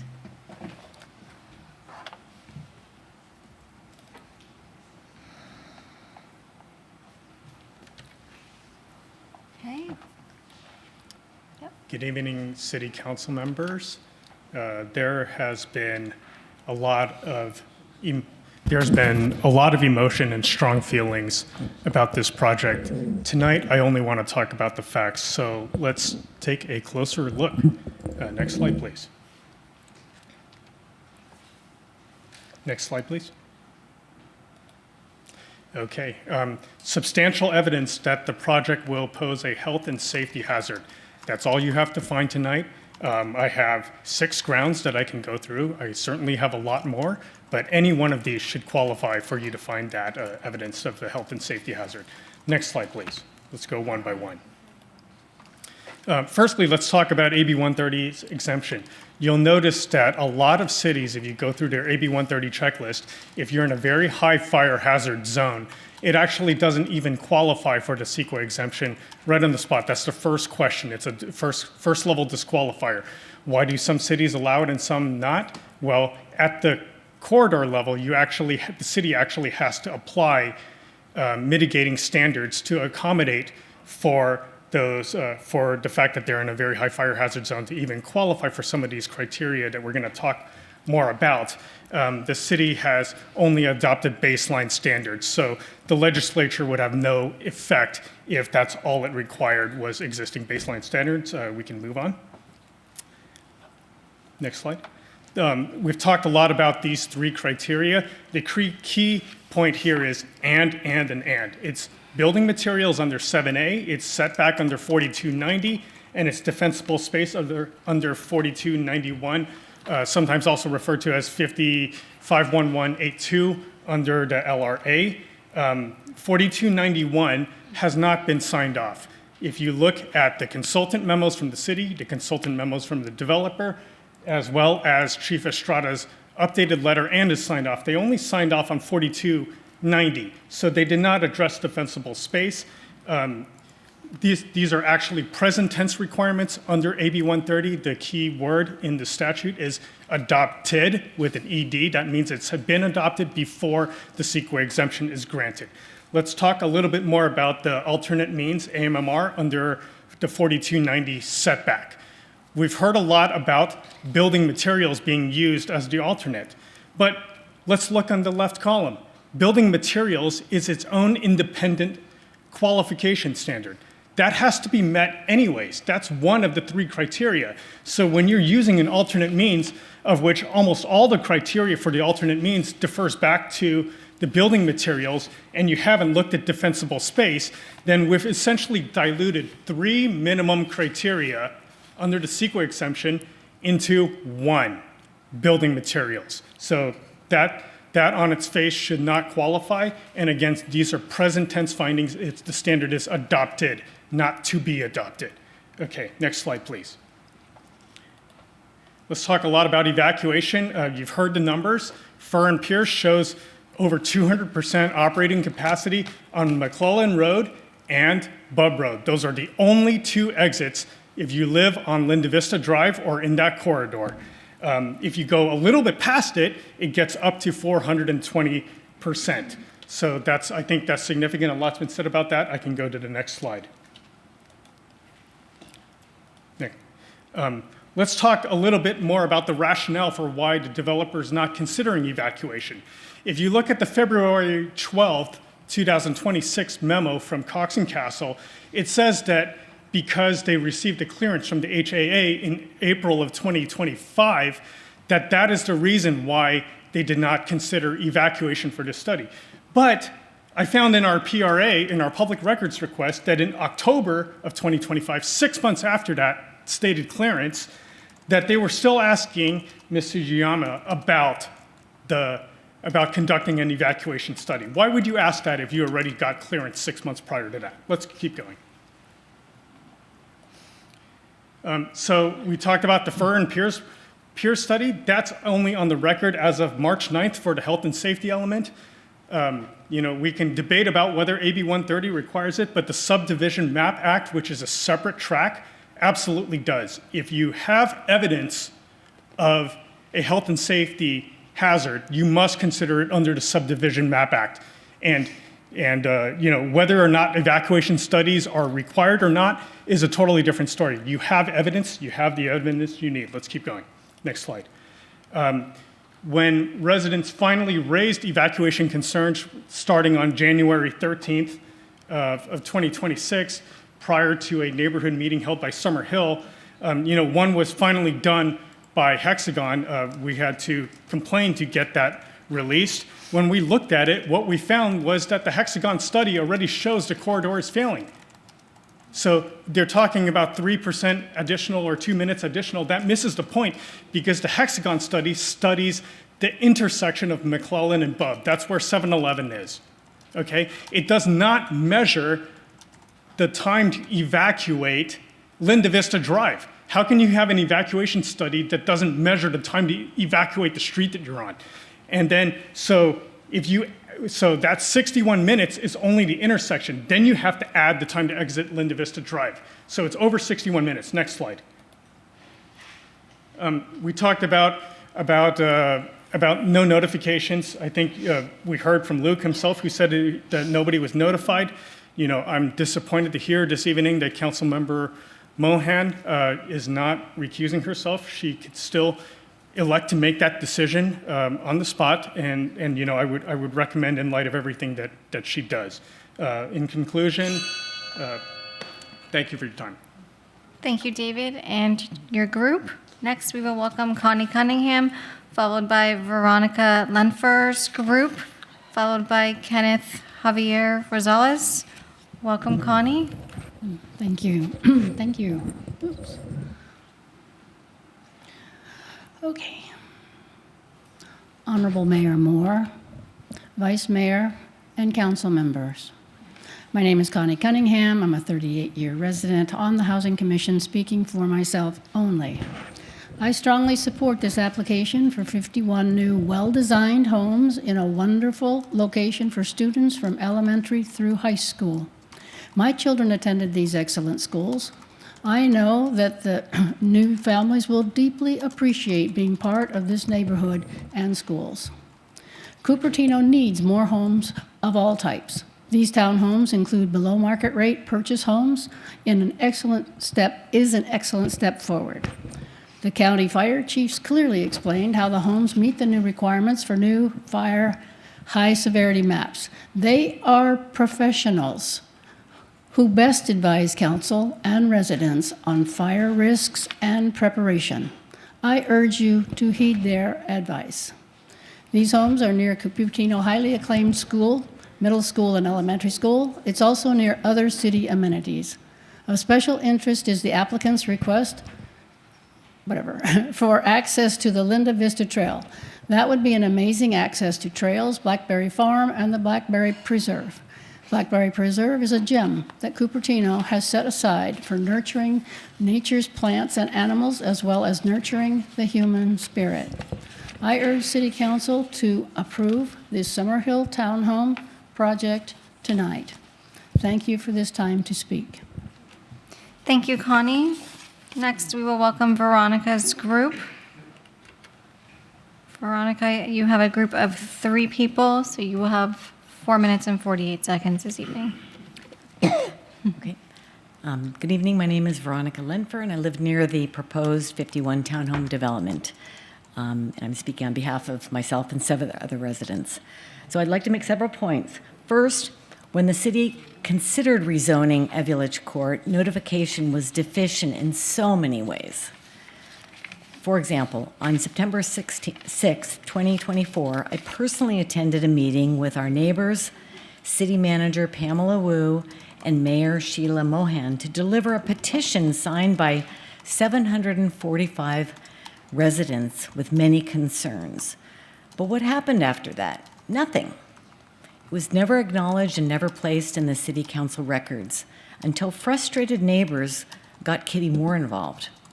Is this how the city listens to the 745 persons most affected by this development? What happened to transparent Cupertino? The city has dropped the ball so many times. They didn't even mail clear legal notices to residents within 300 feet of the project when the zoning was changed. Every petition signer expressed shock and concern about both this proposal and the rezoning, which we didn't know about. This parcel had been zoned R1 for single-family homes for over 60 years, which reflected the character of our neighborhood, until it was rezoned again in July 2024 without notifying the local residents. The next key point I want to make is that this development will significantly worsen an already unsafe evacuation situation. You don't get a redo on this site, all of you. Its development will be a part of our neighborhood forever. We've lived there decades. This will go on for decades. We have serious unresolved concerns about the fire safety that have not been adequately addressed. The density and design introduce new risks in a very high fire hazard zone. It's also important to note that the Planning Commission's approval last month was fundamentally flawed. Here's why. After voting for the Evulich project on February 24th, Planning Commission Chair Tracy Kosolo-Charon stated that the recommendation was made without knowing about the evacuation route capacity assessment that was prepared by Furr and Piers in September of 2025. In fact, in her public letter to the city earlier this month, she wrote, quote, "Last week, a representative from the same environmental consulting firm that did the Evulich AB 130 exemption stated to over 100 planning commissioners that development in very high fire hazard zones should not be exempt from CEQA via AB 130, unquote. Therefore, this project must not be exempt from CEQA. Safety must be a non-negotiable priority for our city. Who will be held accountable if something goes wrong? We recommend that you reject the Evulich project and require a full, transparent CEQA review. Thank you for your time and consideration." Thank you, Veronica. Next, we have Kenneth Javier Rosales, followed by Patrick Shibi, followed by Frank Swanson. Welcome, Kenneth. Hi, thank you. Good evening, Mayor Moore and Council. My name is Kenneth Javier Rosales, the Leadership Development Program Manager with SV at Home, a housing justice organization, a membership organization that works across Santa Clara County to advance affordable housing. We'd like to show our support of the Linda Vista Drive project and urge approval of staff's recommendation. We are excited about adding 51 new homes integrated with affordable options located near parks, trails, schools, and services. This is a well-located project that helps deliver very much needed housing. This development advances our housing goals and RHNA obligations. Staff has found this project to be exempt from CEQA, consistent with no net loss under Senate Bill 166, and compliant, ready for approval. Approving this proposal will add to our very needed housing supply and support infill near existing amenities. It'll also give us certainty to move housing forward in the city of Cupertino and the larger Santa Clara County and the Bay Area. We respectfully urge the council to agree with the findings that the project is exempt from CEQA, the no net loss findings, and approving the project as recommended by staff. Thank you so much. I yield my time. Thank you, Kenneth. Next, we have Patrick, followed by Frank Swanson, followed by Dan Marshall. Welcome, Patrick.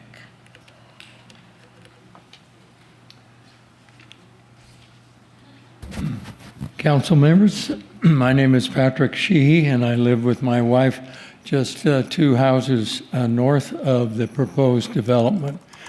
My main concern is, just like everybody else, the development is fire. I have experience with my brother-in-law and sister in the park fire, a fire that was in July and August of 2024. My brother-in-law, Doug, had a defensible space with a generator pumping water on his house and on the garden. The fire was so hot that it melted the piping on the water sprinkler, and it also melted holes in his windows. So the only thing that saved the house was the fire crews from Central California. So Linda Vista Park is just a few hundred yards south of SummerHill development, and Linda Vista golf course is adjacent on the backside. If a fire were to start in strong winds in Linda Vista or in the golf course area, there'd be little time to try to contain the blaze before it spread to the older homes and then to the 51 and another of the 51 townhomes. And then what do I and my neighbors do? If I evacuate right away, I might be able to use my car to escape. If not, then I would have to walk because the streets would become impassable. I don't walk very fast anymore, let alone run. We ask that you take our arguments into consideration before you make your decision. Thank you. Thank you, Patrick.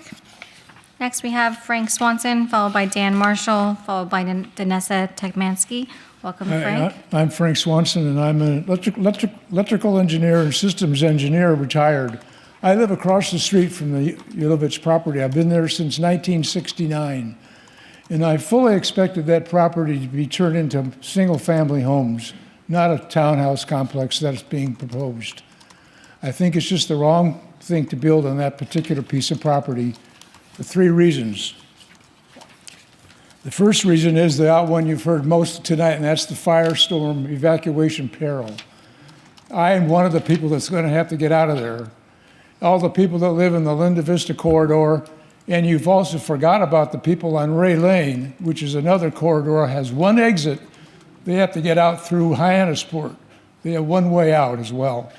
So that's the main reason that I want to talk, that you need to consider in your decision tonight. The other 2 reasons are more related to character and of the neighborhood. Having walls of the people who live adjacent to the property in their backyard, they're going to see walls 30 feet high. Think of that if you had your house with a 30-foot wall behind your house. How would you feel about that? Then the people in the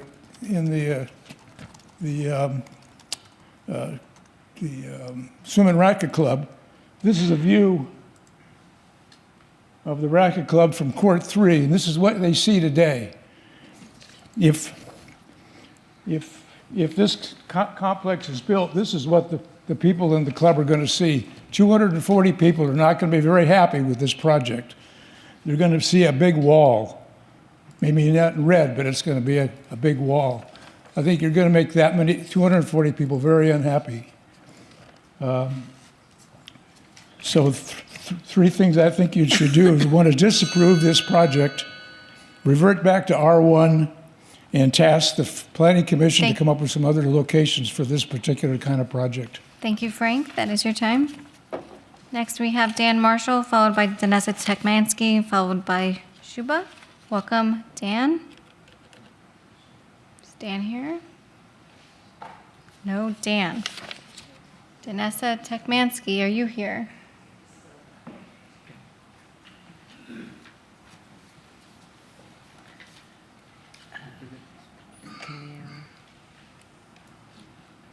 Hi, I'm Danessa Tekmansky. I'm a 33-year Cupertino resident. Got it up there. Okay. So I wanted to show you these slides that my friend has been explaining to me.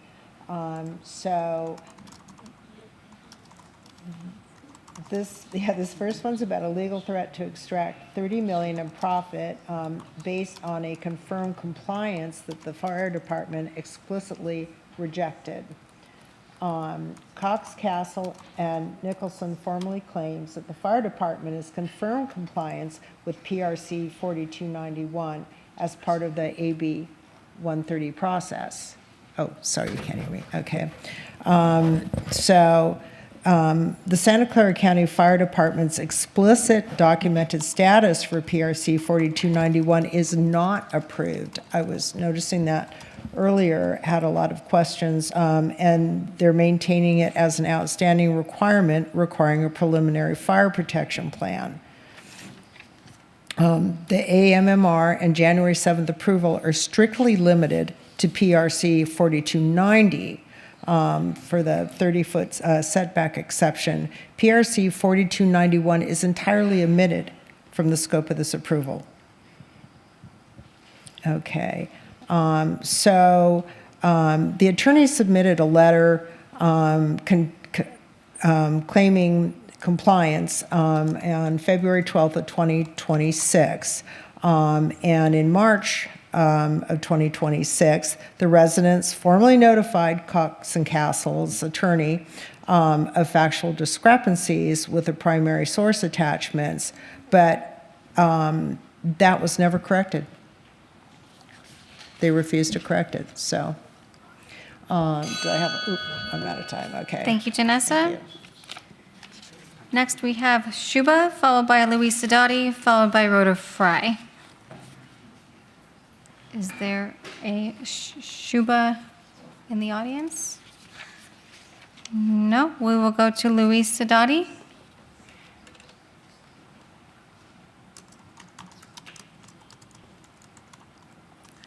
Good evening.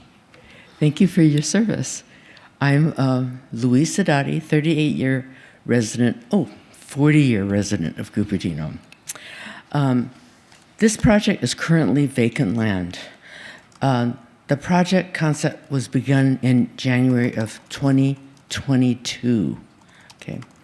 It's included in our housing element. Cooper is not building the required number of homes.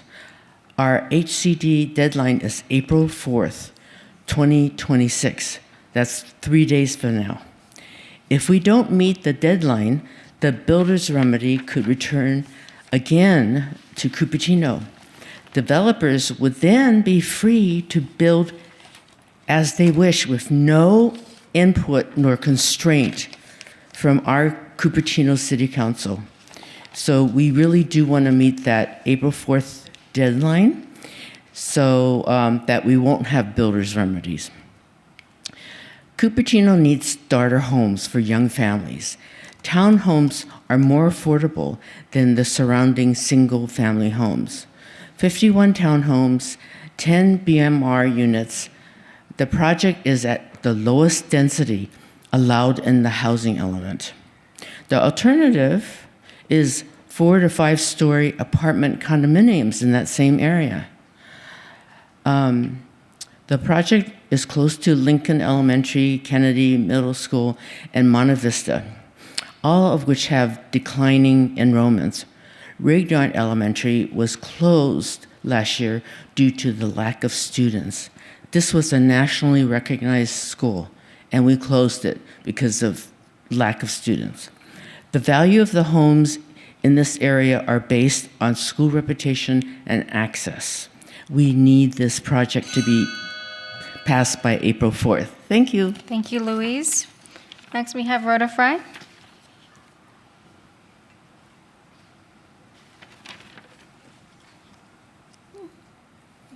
Can you see if this works?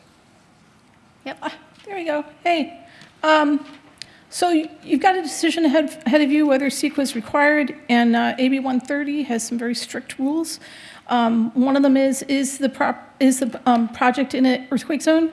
And here it is. Here's the and it has to be an official map published by the state geologist. And so here we are, right there. So we're in an earthquake zone. Yeah, developer used the August Priolo map, which is also a state geologist one, but they're always behind. So here you go. There they are. Now, the other thing is, you've heard a lot about this tonight, about these 3 things that you need to do to the loophole for fire. I mean, some cities say you can't do it at all. Where's Cupertino's policy, by the way? But anyway, there's 3 requirements. Only one of them was met. And in my opinion, the developer used these guys, our fire guys, as patsies. Because the architectural and site approval comments, that has nothing to do with AB 130, and nor does the AMR was insufficient. And of course, Kitty Moore mentioned the USTs. I also did in my comments, but she found lots of stuff on there. And by the way, there was a retroactive building permit for the removal of those tanks, which I found to be somewhat concerning when I visited the building department a while back. You've already heard this tonight. 10 feet does not equal 30. Okay. That's what they're saying. But if there's a fire and an earthquake, and there's likely no water, and then the exterior sprinklers won't, within 30 feet, won't work. Okay? We're already getting, our water mains are already failing without the assistance of earthquakes. So, and this is why we need CEQA. It has to do with cumulative impacts. The use of the AMR was improper. Should only be used for exceptional circumstances. Again, fire is treated like patsies. They said, oh, well, it was because of design constraints. Yeah, because it was because of profits. So here's my last slide. Please read it. Thank you. Thank you, Rhoda. Mayor, that concludes the request to speak in person. We will move to those hands raised virtually. At this time, we have 8 requests to speak virtually that made it within the first 9 minutes of the public comment period. At this time, we're going to welcome Dennis Martin.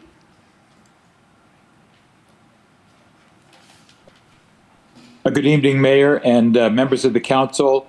I'm Dennis Martin, speaking on behalf of the Building Industry Association of the Bay Area.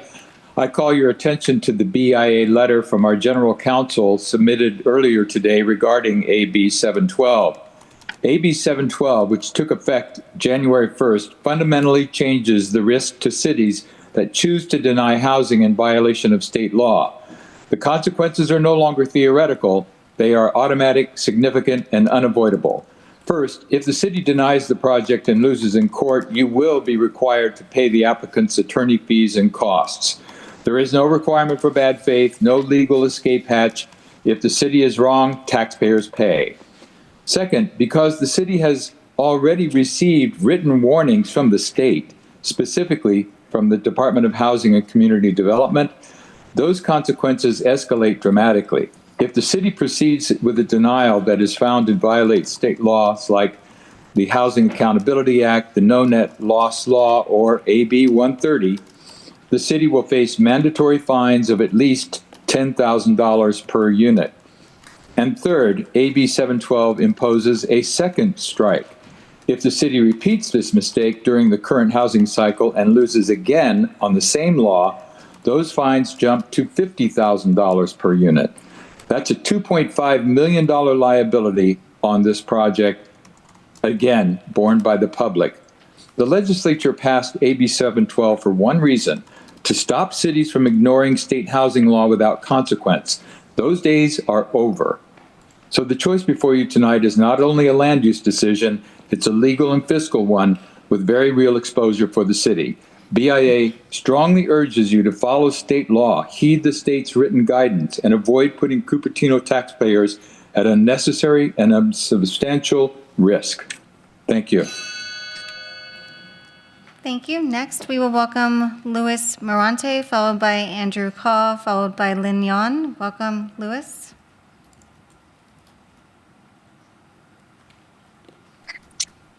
Good evening.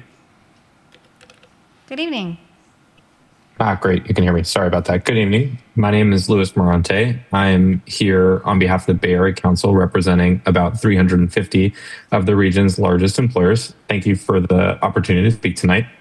We're here tonight in support of the Linda Vista Drive townhome project. I'd first like to share some context for why projects like this one matter so much to us. The National Association of Realtors recently reported that the median age of a first-time home buyer in this country has reached 40 years old, an all-time high. First-time buyers now account for a record low 21% of all home purchases. And here in the Bay Area, only about 1 in 5 households can afford the median priced home. And the region has accumulated a shortfall of hundreds of thousands of units over the past 2 decades. Even with the mandates now in place, various cities have collectively permitted only 8 to 11% of the required units a quarter of the way through our current RHNA cycle. The people being squeezed out are younger workers and families who want to put down roots in the communities where they work and where they have loved ones and where they've grown up. Cupertino is home to some of the most important employers on earth, and that is something to be proud of. But our member companies tell us consistently the cost and scarcity of housing is a top factor driving talent out of the Bay Area. When a city with this concentration of jobs doesn't produce housing, the consequences show up across the entire region in longer commutes, worse congestion, and displaced workers. This project is a meaningful step towards changing that. The site is a priority housing site, the city's own certified housing element. It delivers 51 ownership townhomes, including 10 below market rate units, exactly the kind of for sale, family-sized housing the South Bay needs the most. This housing project is one that it goes above and beyond what the minimum requirements are, both in local ordinance and state law. And I urge your approval for the project tonight. Thank you. Thank you. Next, we will go to Andrew Kaw, followed by Lynn Yon, followed by Lisa Warren. Welcome, Andrew. Good evening, council members. Can you hear me? We can. Perfect. Again, good evening, council members. My name is Andrew Cow.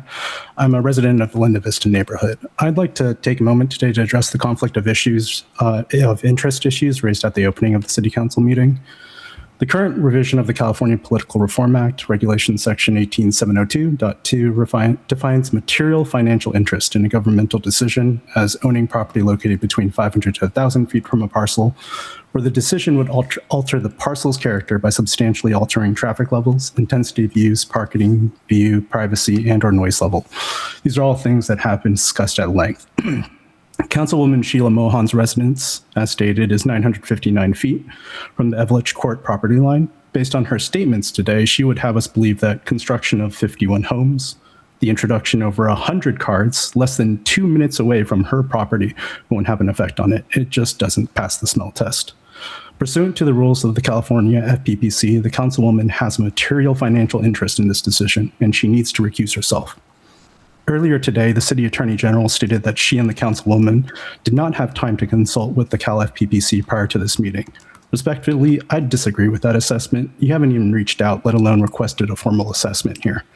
This issue was continued from a City Council meeting 2 weeks ago. This is plenty of prior notice. It doesn't take 2 weeks to make a phone call. Furthermore, the City Attorney also stated that she believes the councilwoman's recusal would be a disservice to our democracy. I believe this case demonstrates the exact opposite. The appearance of impartiality from our duly elected representatives is just as critical for confidence in our democracy as our civic duty to vote or contribute. Councilwoman Mohan, your peers on this city council have recused themselves admirably and ethically in similar situations before. I implore you to follow their precedent. Do the right thing. Recuse yourself from this vote. Thank you, and thank you, council members, for your time. Thank you, Andrew. Next, we welcome Lynn Yon, followed by Lisa Warren, followed by Nicholas Kaw. Welcome, Lynn. Hello, can you hear me? We can hear you. Thank you. Good evening, everyone. This is Lin Yuan. I'm a Cupertino resident. I think number one, I'd like to request the same thing. Whomever has a conflict of interest should be recused from this voting. The other thing I think I heard there could be consequences. The city could be fined if they reject this project whatsoever. I think in the meantime, if this is for public safety, if it has to do with life and death, this is something worth fighting for. And it cannot be measured by money at all. So in this project, people say, oh, it's only adding 2 minutes of evacuation time. That's almost like asking, can you run 20 yards? Well, I think many of us can, but for somebody who is already in ICU, about to die, they cannot. And that's exactly the same situation as the traffic here as it is today. It is already very much sick.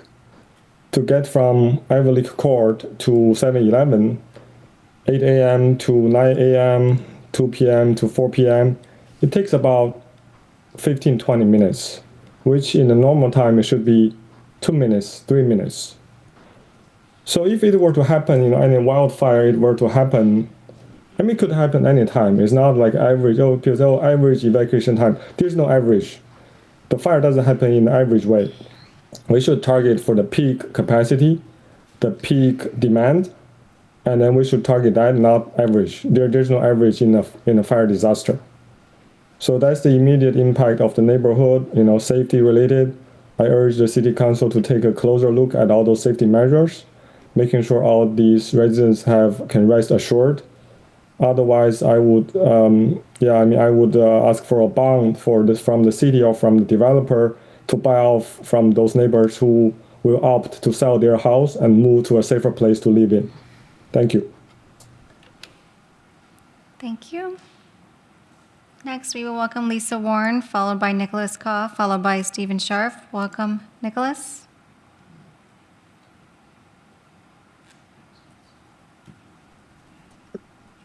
Nicholas, are you there?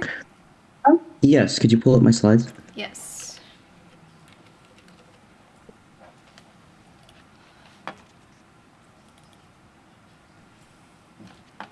Well, that's been pulled up. Good evening, council members. Today I'll be discussing 3 fundamental issues that directly impact the safety, privacy, and quality of life for existing residents: privacy violations, fire safety concerns, and the interface risk between new and existing homes. What I show over here is a letter I got from the Santa Clara County Fire Department that I will talk next. Next slide. First, let's talk about the privacy impacts. All right. The proposed development includes upper story windows that will directly face neighboring homes. These elevated sight signs will completely eliminate privacy for existing yards and even the Cupertino Club swimming pool. Imagine losing the privacy of your own backyard simply because new construction towers over your property. Second, we have serious fire safety concerns related to height, massing, and setbacks. The proposed building significantly exceeds the surrounding 1 to 2 story contacts.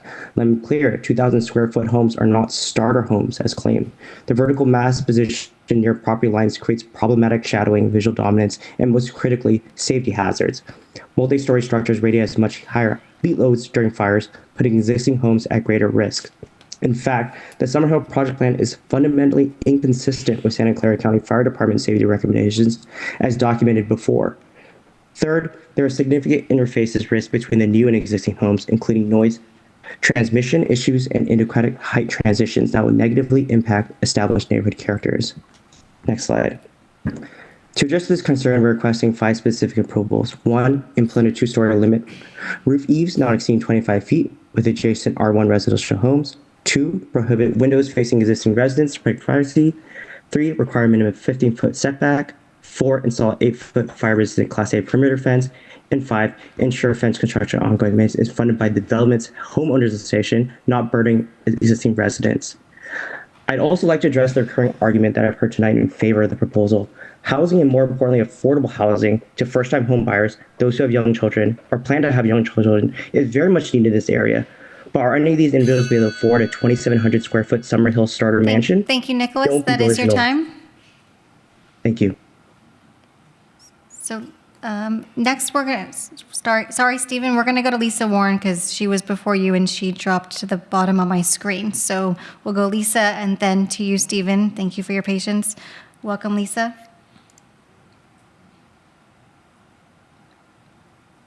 Thank you. So I think the neighbors need to be listened to. I'm going to waste time. Let me just get to my most important points. First, I don't want to forget to say that I believe it was a mistake to consider the park trail connection, and I think that should not be part of this project. We need the money for our parks. As the mayor stated, this feels like a private road, and how many people in the neighborhood will go through there to use it? Will it just be a perk for the people that live there if it happens? Secondly, what I'm hearing sums up to a bigger problem in this development. In my eyes, the fact that the city does not have an evacuation analysis or a plan for an area like this and other areas, for the entire city probably, but starting here most likely, needs to be addressed. That is the bigger problem. People wouldn't be worried about this as much if there was a plan that was feasible for people to get out safely.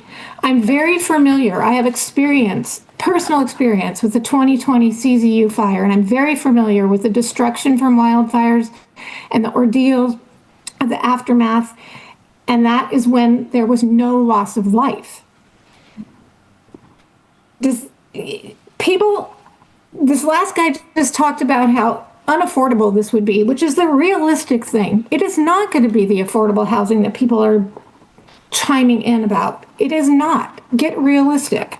And even if it is, buyers most likely will not be able to get insurance on these properties. You can't get a loan unless you can get an insurance. And if insurance is so expensive, it's not affordable if you can get it. Thank you, Lisa. That is your time.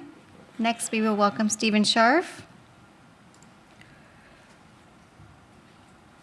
Hi, can you hear me? We can hear you. Thank you.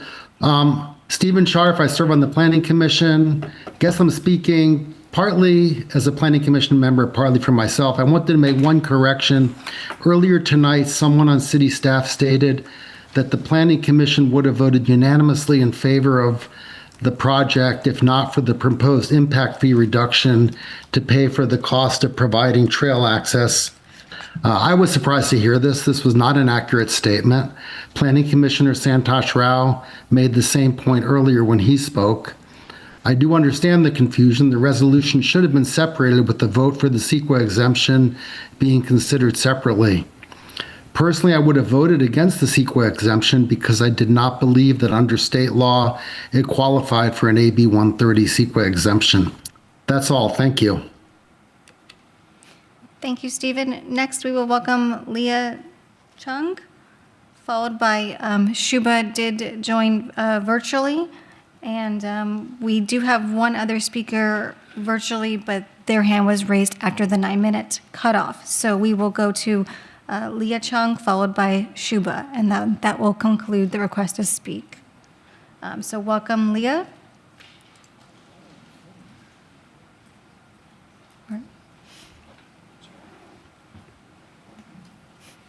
Leah Chung, can you hear us? Yes, I can hear you. Okay, great. We can hear you too. Okay. All right, thank you. Good evening, Council. I'm a resident of Cupertino and a student at Monte Vista High. This project site sits within a very high fire risk zone, one of the most dangerous designations a landscape can have. The research has been done. If we increase the density, we would be creating a bottleneck where evacuation routes are already narrow and limited. During a fire, every car added is a direct threat to a successful evacuation. We cannot ignore the physical reality of our geography. A quote from our state attorney general states, "Local governments have a responsibility to address wildfire risks associated with new development projects early in the planning process, when changes to these projects can still be made." The climate crisis is here, and with it comes increasingly frequent and severe wildfires that force mass evacuations, destroy homes, and lead to the devastating loss of life.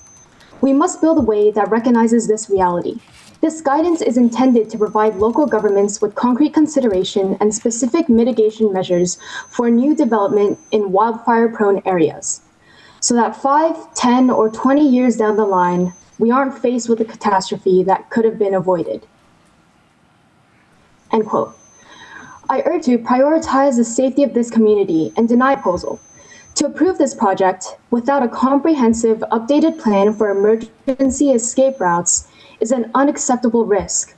The main rebuttal is that this project supports an increase in population, but we would be putting said population in danger by doing so. Please hear the argument as it is. I'm not against more housing. I'm against the idea of allowing human lives to be the cost of this project. Thank you. Thank you. Our last speaker will be Shuba, and to the other person with their hand raised, your hand was raised after the 9-minute cutoff. So Shuba will be our last speaker to speak on this item. Welcome, Shuba. Hello. Hi, City Council. Thank you for your time and your attention to this important matter. My name is Shubha Raghavendra. I grew up in Cupertino on Baxley Court, which is just hundreds of feet away from Evelich, and my family will be very directly impacted by the proposed development. City Council, I want you to do the right thing here and to follow the laws of the land. AB 130 seems to be a sledgehammer that's supposed to solve all of our problems. Please keep in mind that new laws as written are sometimes flawed and need to be tested in courts. In particular, the intersection of AB 130 and very high fire hazard is new territory. Common sense says that you should not put high-density housing in very high fire hazard areas. I suspect that even the authors of AB 130 did not intend for this outcome, that builders would cynically use this law to build in areas that are not safe for high-density housing. I urge you to use common sense to rule against this development. It's disappointing to me that the SummerHill attorneys effectively threatened litigation and cost to Cupertino, and suggested that the only option was to vote for this housing development. Please know that not only is this not the case, but also that you'll have the support of the community that is mobilized against this poorly thought out development if litigation were to follow. I also just want to make a couple points. Like the nature of the conversation that we've had here, what SummerHill has been complaining about here is truck hours and the fact that they've been made to reduce 3-story buildings to 2 stories. On the other side of the other column, we've been worried about fire risk, toxic chemicals, and conflicts of interest. Just weigh the pros and cons here and notice how different the two sides are. Thank you for the time. Thank you. Mayor, that concludes the request to speak on this item. Thank you. We are going to be taking a break now, and I have an announcement. This is not an April Fool's joke. We have 4 pizzas out in the lobby provided by Councilmember Wong. So please wash your hands and go have some pizza. And we'll be back 2 more coming. 2 more coming from the city, and 2 more. 2 more coming. All right.